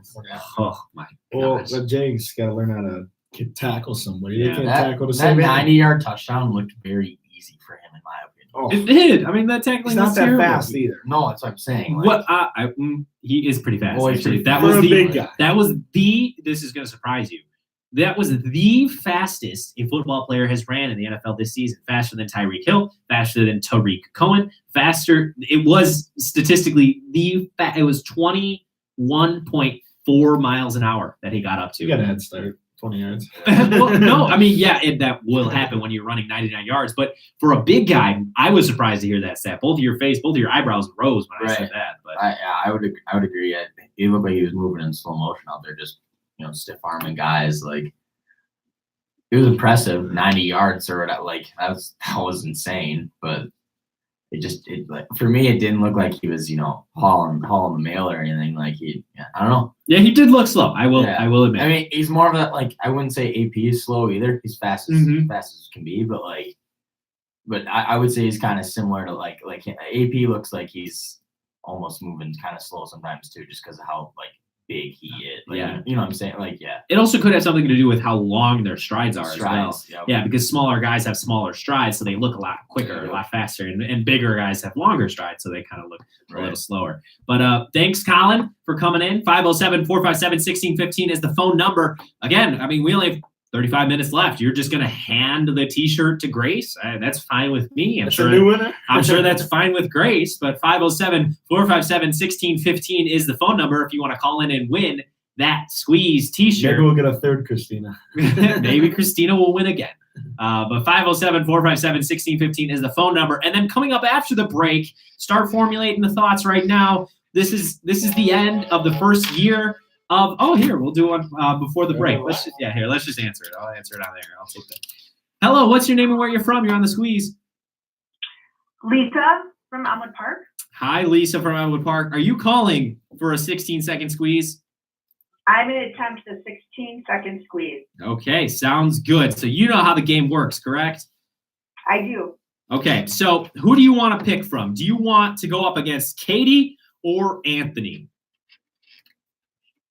I'll go up against Anthony. Okay, so that is me. I recorded this earlier last night. I promise I didn't cheat. Somebody asked me to do exactly what I'm going to ask you to do right now without my knowledge. So, Lisa from Elmwood Park, you have 16 seconds to name as many musical acts as you can, present day or past. Doesn't matter. 16 seconds, musical acts. 3, 2, 1, go. In Excess, New Order, Depeche Mode, Violent Femmes, Rolling Stones, Bruce Springsteen, 21 Pilots, Avicii, Beyonce. That's it. Okay. On Padre. I got 9. Yep, 9. 9. Okay, that's a very quality score there, Lisa from Elmwood Park. Thanks for calling in, and stay tuned to see if you win that Squeeze T-shirt. Thank you. Okay, quality score. That's 9 musical acts for Lisa from Elmwood Park. Anthony, myself, I had 16 seconds to name as many musical acts as I could. Let's see how I did. Ariana Grande, 21 Pilots, Fall Out Boy, Cardi B, Nicki Minaj, Eminem, Lil Wayne, Lil Jon, Big Sean, J. Cole, Khalid. 11. I count 11. Okay, so Lisa, better luck next week, or actually better luck next month. But that's Next year. Next year. Next No, year. there you go. Better luck next year. So that's a -2 for Lisa. So Grace still in the lead. Nice job. We're going to take it to break here. 507-457-1615 is the phone number. Stay tuned. We're going to talk about favorite Squeeze memories coming up after the break. Favorite Squeeze memories, as well as my prediction for the Bears-Rams game. Thanks for listening. Stay tuned.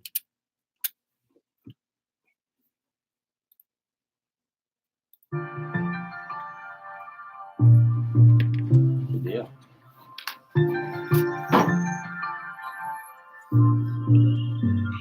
I used to always put you first. You always show up in my verse. I needed to step up this course, so I left this town. They say there ain't a damn thing changed since you left me. Girl, you know it's hard to say same way those messages you sending. Not trying to lay the blame, but sipping for the pain. Girl, you know I'm sick and tired of playing these games. I'm taking a long time, I'm taking a long time to find my way back home. I know I'll be alright, I know I'll be alright when I get home. I've had my ups and downs today. I don't wanna sound too cliche. Tomorrow is another day to get my mind off of replay, to get my mind off of replay. Having trouble with my time, wishing I could press rewind. I couldn't get you off my mind, so I let this down. But now a year's gone by since you text me, thinking the bad times were nothing but a song and a lesson. And I'm trying to maintain, never slip in the rain. Girl, you know I'm sick and tired of feeling this pain. I'm taking a long time, I'm taking a long time to find my way back home. I know I'll be alright, I know I'll be alright when I get home. I've had my ups and downs today. I don't wanna sound too cliche. Tomorrow is another day to get my mind off of replay, to get my mind off of replay.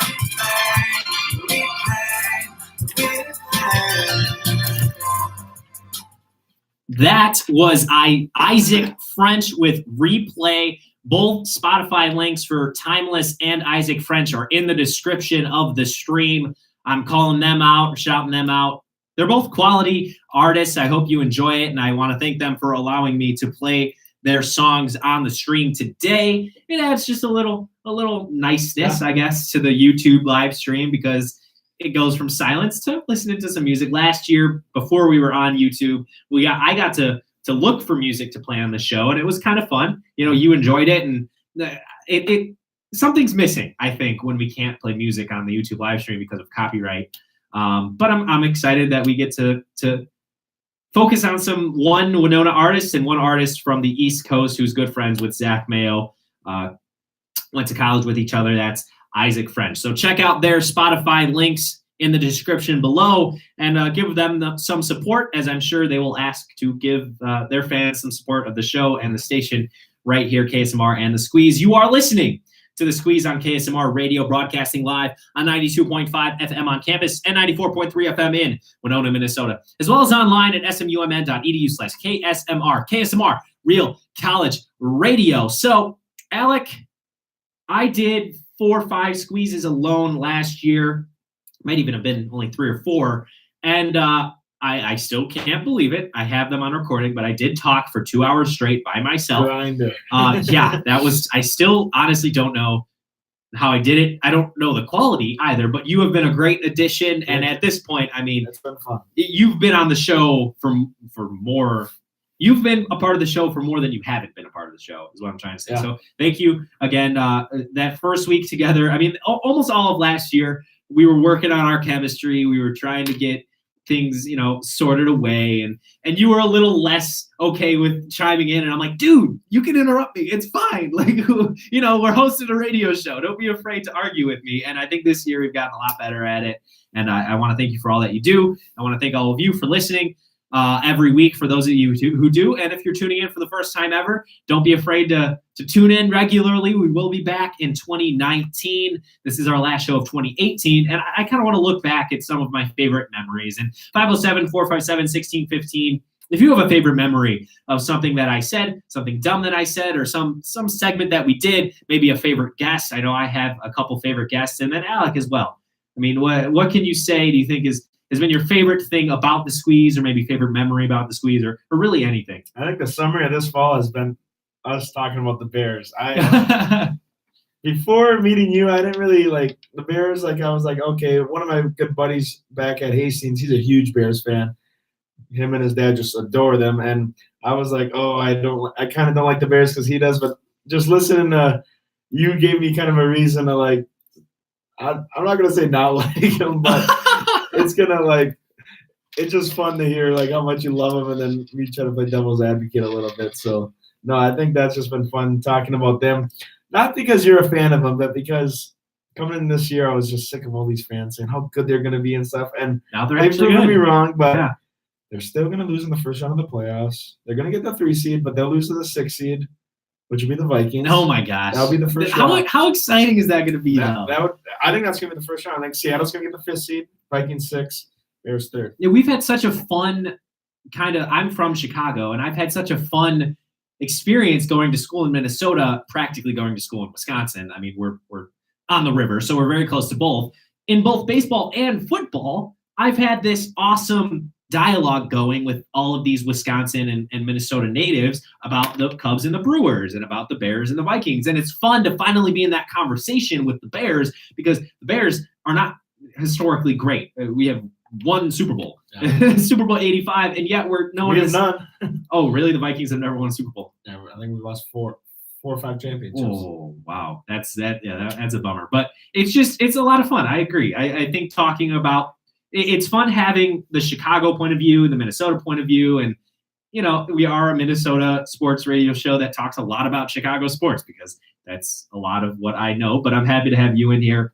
I think my favorite squeeze memory kind of thing was last year, Claire and Teresa, when they made their debut. That might have been the best segment we've ever done. When they came in and we did sports trivia, and they gave us gold, such as not knowing how many players are on a basketball court. Yeah, I remember. Or how about not being able to name 5 NFL teams. That was a great one.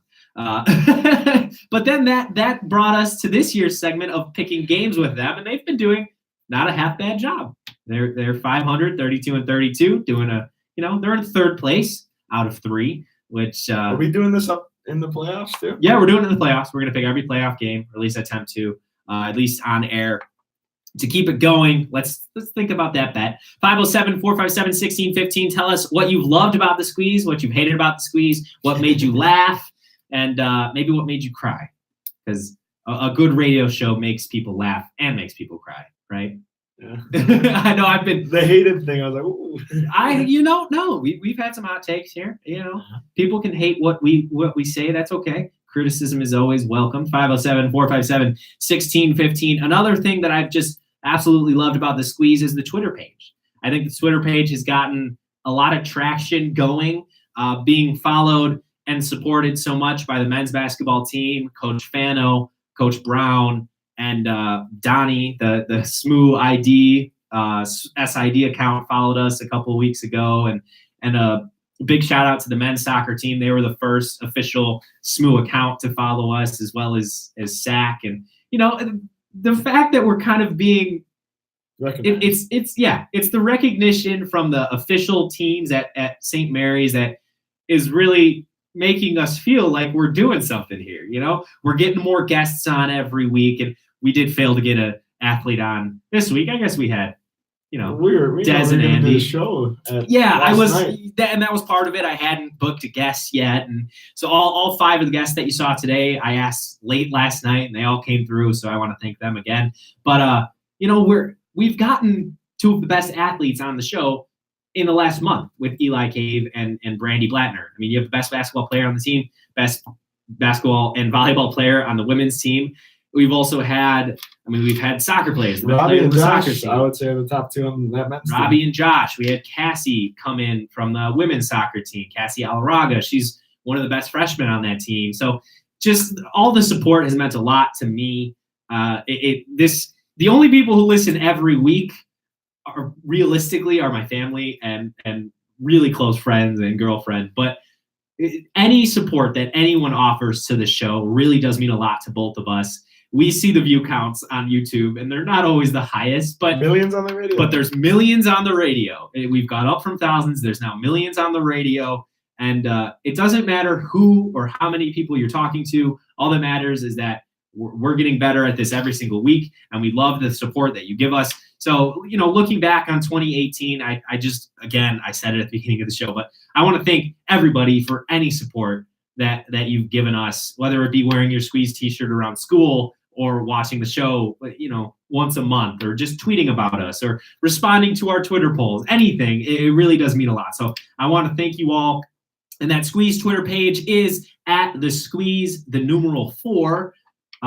We do tweet a lot there. I was at the games yesterday, live tweeting the whole way through. Donnie might get a little annoyed sometimes because he has all the nice professional graphics and stuff that takes a little bit longer, and I'm getting to it a little quicker because I'm just tweeting tweeting from my phone. But we're very active on there. We'd appreciate a follow. And again, I thank you so much for supporting the show. We will be continuing the show in 2019 and from there on out. I mean, until you graduate, and then I was just talking to Andy and Des about it. I'm gonna have to find someone new because I'm staying for a 5th year because you're leaving. I can come back. There you go. I mean, I guess you don't live too far away, so the show is only once a week. Maybe we could keep you going. It depends where I am. Yeah. Oh, that's true. Mr. Bigwig. What if you're doing play-by-play for the San Francisco 49ers in 2 years? You never know. Who knows? I'll take it. You're the voice of the Cardinals, so maybe Arizona Cardinals, connection, St. Louis Cardinals. I have a cousin that lives down in Arizona. There you go. And I am sitting with, I think we can finally call you the voice of the St. Mary's Cardinals. Talk about that. The athletic director came up to me yesterday and said, "How's the voice of the Cardinal Athletics doing?" See, there we go. We got the voice of the Cardinal Athletics, and we also have the radio show of Cardinal Athletics. We're just going to answer the phone here. We're going to take a shot. What's your name and where you're from? You're on the Squeeze. Scott from Elmwood Park. Scott from Elmwood Park, one of our most loyal listeners and callers. What's up? Nothing. I just wanted to say what my favorite thing is, and that's hearing you guys on the radio and watching you on YouTube every week. It's awesome. I enjoy it. You guys have gotten so much better from the beginning. Not that you weren't good, but you've gotten a lot better, and you guys really sound professional, and it's enjoyable to listen, to be a part of. Well, That's thank all you. I wanted to say. Thank you so much for calling, and again, thank you for the support. All right. Talk Okay. to you later. Yeah, have a great one. There we go. Some nice words from Scott in Elmwood Park. A very loyal. You'll see Scott in a week. Yeah, I will see Scott in a week. Scott and I will be heading to the North Park game against the Cardinals, and break cannot come soon enough. When are you out of here? It's up in the air. If I get my work done, I can be out of here by next Saturday in less than a week, but let's be real, I'm probably not going to get my work done by then. So I most likely will be leaving Monday of next week.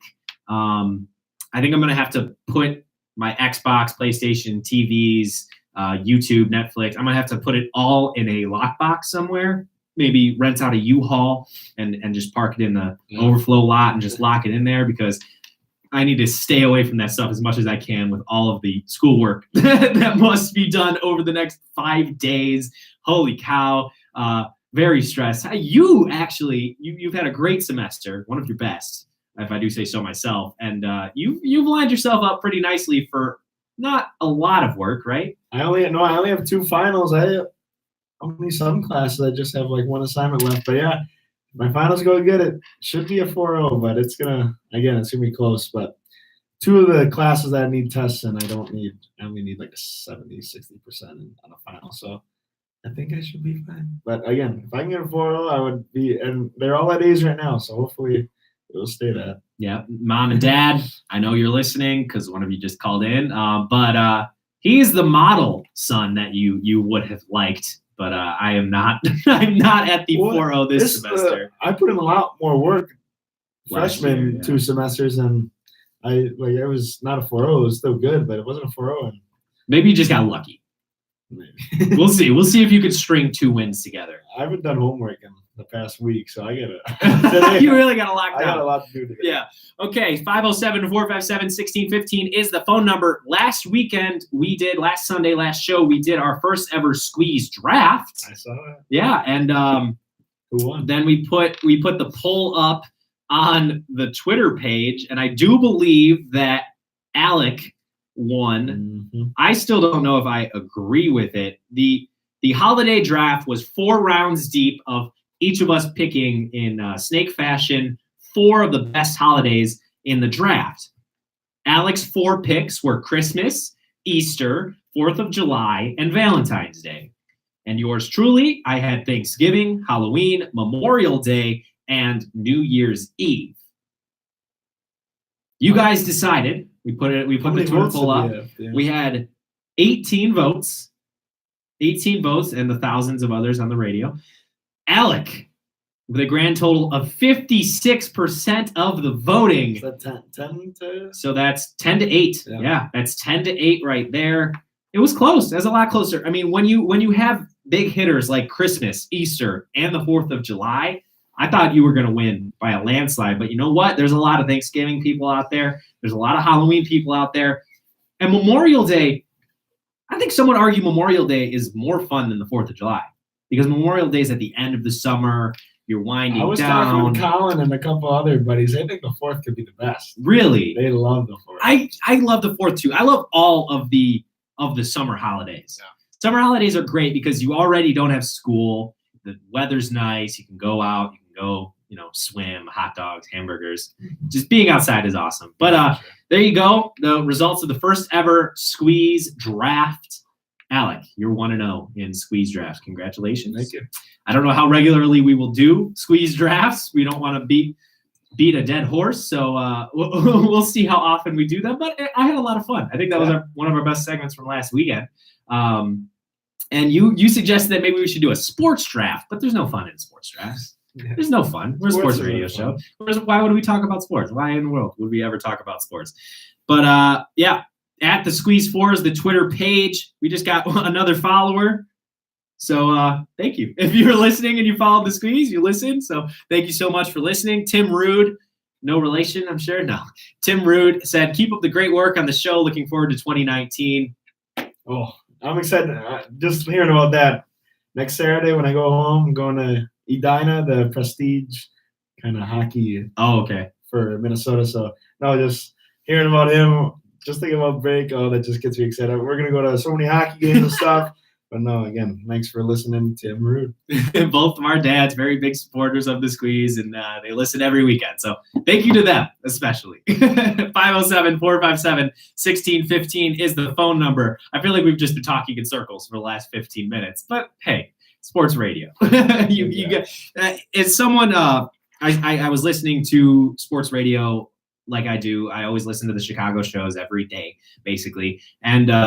Danny Parkins is a young gun in the Chicago media scene. He's only 32 years old, which is remarkable that he's a host for the biggest sports radio station in Chicago. He said that people ask him about prep for the show and how he preps for the show, and it sounded a lot like what we do. And then he said, and sometimes I don't prep and I don't have enough, but you know what? I have 5 hours to talk and a microphone in front of my face, so something is going to come out. Yeah, exactly. And ever since that, I've been kind of like, yeah, if it ever came to the point where we just kind of didn't have any more prepped work to be done, we'd say something, right? I mean, we wouldn't just sit here silently. We wouldn't end the show early, So it was a good little proverb. There's a mic in front of my face and I'm on the air. Something's going to come out of sports. You can talk about anything. You really can. And last week was really fun. Talking about the college football playoff because the news broke during the show. I felt kind of professional. Yeah. It was cool. But I teased that I wanted to talk Bears and Rams. And Tim Rude said, thank you to your mom for listening every week as well. And Tim Rude, always active in the YouTube live stream chat. Personally, I want to thank you. And I know Alec thanks you as well. So Bears and Rams. It was flexed to Sunday Night Football. It is the game of the week, although Eagles and Cowboys is the game of the week. But Rams and Bears, two of the best teams in the NFC, two division leaders. Rams, arguably the best team in football. But you know what? The Rams defense is not good. They have the best player in football, practically, in Aaron Donald, but they're not a good defense. They're bottom half in the league in almost every statistical category defensively. And the Bears are reinvigorated by getting Mitchell Trubisky back in the lineup. They're going to be reinvigorated because they lost to a team that they should have won. And also, this is their prove-it game. Their other prove-it game was against the Vikings. And you know what? They won. They beat the Vikings at home because they're a great team at home. This is another prove-it game. If they beat the Rams, Alec, right now, if they beat the Rams, what will you tell me when we come back from break? Are you going to tell me that they're still not a real good team? Okay, so when we come back from break, the season will be over for the Bears. No, it won't. I think it'll be the first round of the playoffs. Fine, it's almost going to be over. And they'll just be done losing to the Vikings.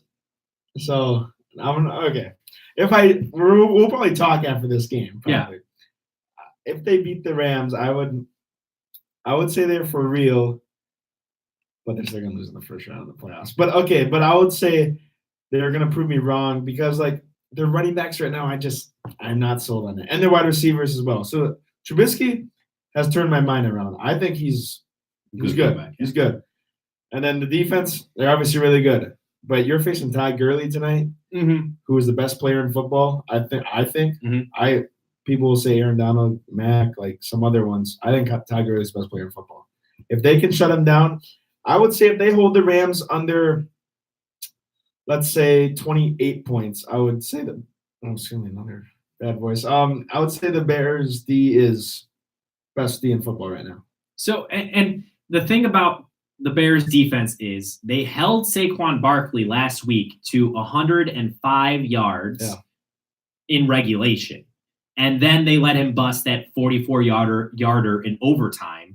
And that was a big reason why the Bears lost. Exactly. So, to me, right now, if the Bears can lock down Todd Gurley like they locked down Saquon Barkley and don't give up that one big run, the Bears will win this game. Because they were in New York. There was a little bit of a difference there. They didn't have their starting quarterback. Oh. And Todd Gurley and Saquon Barkley are very comparable runners. Todd Gurley is much more accomplished. Saquon Barkley is only a rookie. But some would argue that Saquon Barkley is the best running back in football right now. You got to look at, the Giants didn't have a passing game that they could really go to with Eli. That's true. The Rams can go to Goff, who has Brandon Cooks and Robert Woods, who might be two. Cooks is for sure, I think, top 10 wide receiver in the league. And they're going against the best secondary in football. That's why it's going to be fun. Yeah. Exactly. So because it's at home, if this game was in LA and when this game is in LA for the playoffs, I don't think the Bears have a shot. I don't think the Bears can walk into LA and win that game unless they absolutely crush the Rams today, which I don't think is going to happen. But a close game at Soldier Field in the cold, the defensive team is going to win. The defensive home team is going to win, especially when they're as good as the Bears are. Aaron Donald gets a Trubisky, him being hurt right now, kind of, that could not be good. I don't think he's hurt. He wasn't hurt. More hurt. Yeah, he wasn't hurt last weekend either. They held him out because they had a shot to win without him, and that's what they did with Khalil Mack earlier in the season. That's what they did with Allen Robinson earlier in the season. They could have come back a game earlier, but they decided not to, in hopes that they'd be absolutely 100%. Yeah. So I don't know for sure, but I would believe that Mitchell Trubisky is absolutely It's his 100%. Right shoulder. So it is his throwing shoulder. If he gets thrown down in a sack or something, he's landing right on that. That's true. Likely. That's true. But I think Matt Nagy is very smart. These are the two smartest head coaches in football right now. This is going to be, if you're not doing anything tonight and you don't watch football regularly. I don't know. I want to do homework. I just want to sit down and watch that game. You should watch. If you don't watch any other football game this weekend, watch this game because it is going to be absolutely amazing. It's not. I don't think it's going to be a blowout. I don't think you think it's going to be a blowout. I don't think it's going to be a blowout either way. Predictions on ESPN are like 30-24 and 24-17. This is going to be a close game. It's one of the best offenses in the NFL against one of the best defenses in the NFL. And if you want to rank the Rams defense against the Bears offense, I think the Bears offense is better than the Rams defense. So you might have the best unit on the field, Rams offense, but the Bears have 2 and 3. They have the next best units on the field. So that's why I think the Bears have such a good shot in this game, because the Bears offense can be potent at times, and the Rams don't have a good defense. The Rams offense is the most potent offense in the league, maybe the Saints, but the Bears defense it's very rarely poked holes in, Mm-hmm. So it's just, this is what you get excited for as a sports fan. I wish that the Bears would have beat the Giants last week so that they would be 9-3. 9-3 just looks a heck of a lot better than 8-4. And that's what I was saying. Like, we're saying how good they are, but 8-4, like 8-4 8-5, it doesn't. Then It's really really good, absolutely. It's still 5 losses. Because 8-5, and then if you win out, you only win 11 games. And Which then you still and play you the might Vikings and the Packers. and you might not win out. Now let's see how the Packers go out tonight against the Cardinals. Are the Packers still in the playoffs? No. They're out. They're done. Like They're they don't have a chance. Yeah, though. no. They're I think they have a 5% chance of making the playoffs. Okay. Yeah, that cheese is cooked. But Vikings, they still have a shot at the wild card. They still have a shot at the division technically, but I think the Bears would have to lose out and the Vikings would have to win out, which probably not going to happen. You don't even have faith in the Vikings tonight against the Seahawks. The Packers are 2 games out of the wild card, so that's what I was saying. If the Packers win tonight, then if the Vikings lose, then the Packers are within like 1.5 games, and then when they play the Bears next week, then we'll see if Rodgers. He'll probably still be up. Like they're not going to sit Rodgers, but again, he'll be a lot more ready to go. Okay, let's do a quick bet right now. Let's do a quick bet right now. We're going to bet the Bears-Rams game, and we're going to do points. So whoever has the closest game based on margin between the Bears score and the Rams score, so you know what I mean? Like let's say you go 28-24, and the score is 30-20. So you were 2-6. So you were, so you're 6. 2 out of 4, 6. And I had a 7. So then technically you won. Whoever wins that bet gets to. Couldn't we just do the Rams and Bears straight up? Because aren't you taking the Bears?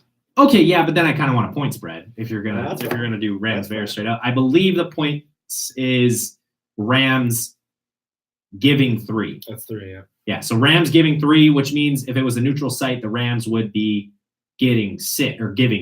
So shake on it. I'll give you Bears plus 3.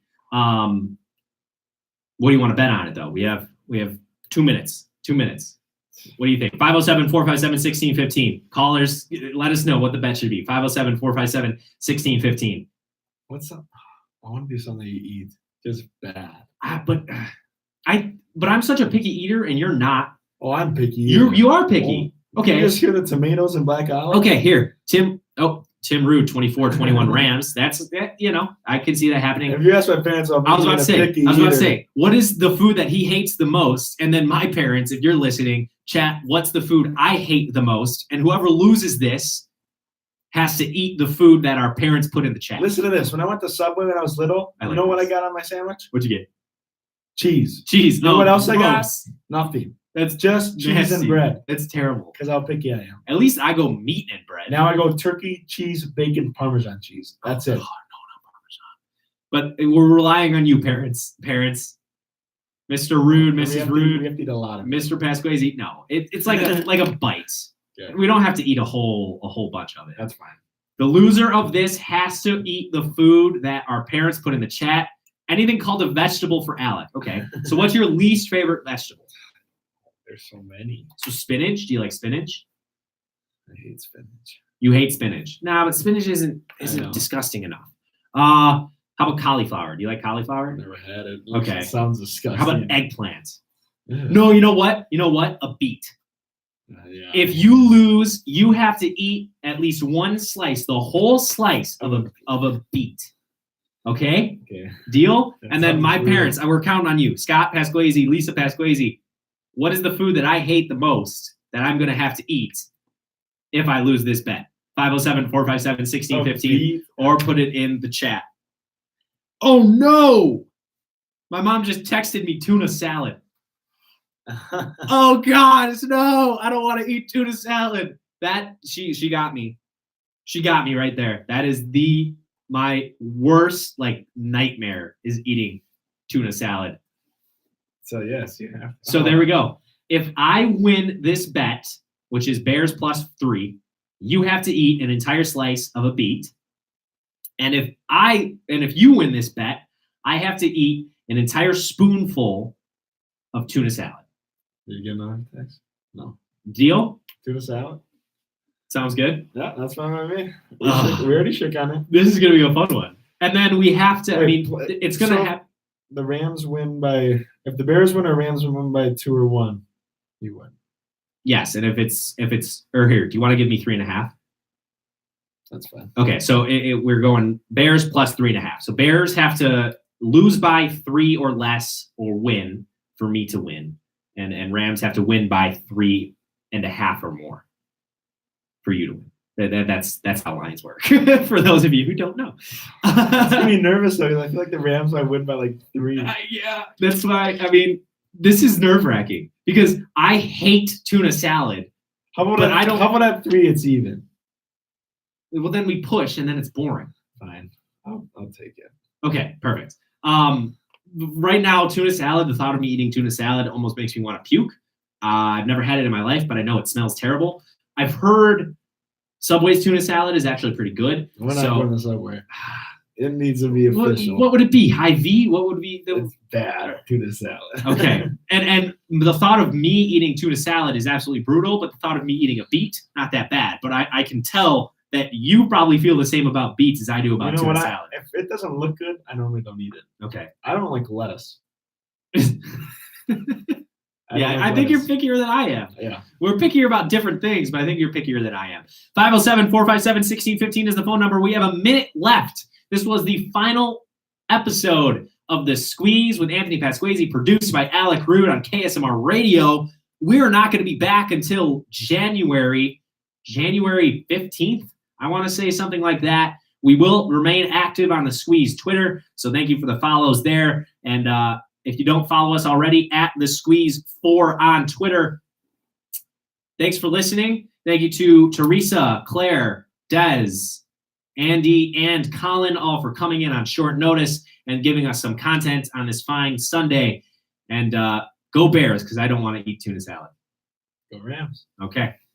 See you in January. Have a great Christmas and have a great New Year. And thank you, as always, for all of the kind words and support. Have a great one.